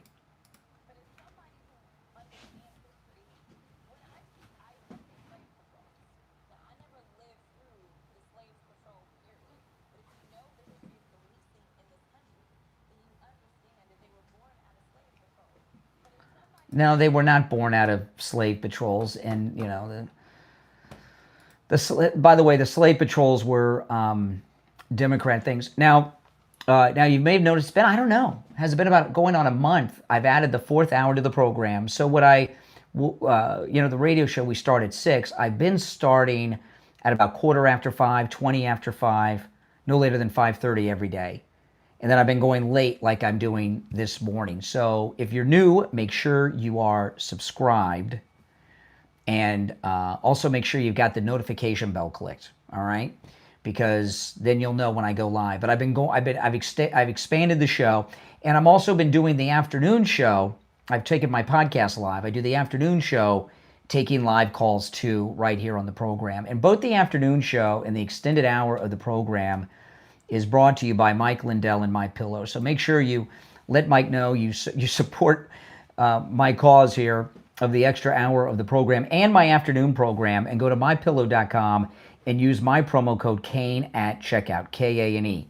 You can use my promo code Kane site-wide, and my wife was sharing with me last night. This is a great deal. Look at this. As you know, it's fall. The cold months will be here before you know it. MyPillow has incredible comforters and blankets. They have comforters and every kind of blanket you can imagine, as low as $25 with my promo code Kane at checkout, Kane. They have comforters and blankets for your bed. They have throw blankets for your couches and your chairs and everything else. So go to MyPillow.com and load up with my promo code Kane at checkout, Kane, at MyPillow.com. Also, the free shipping offer is in effect, so take advantage of that. All right, everyone. Hey, listen, I'll see you this afternoon. Thanks for tuning in. My name's Brian Craig. This is where MAGA comes to talk. Thanks for watching.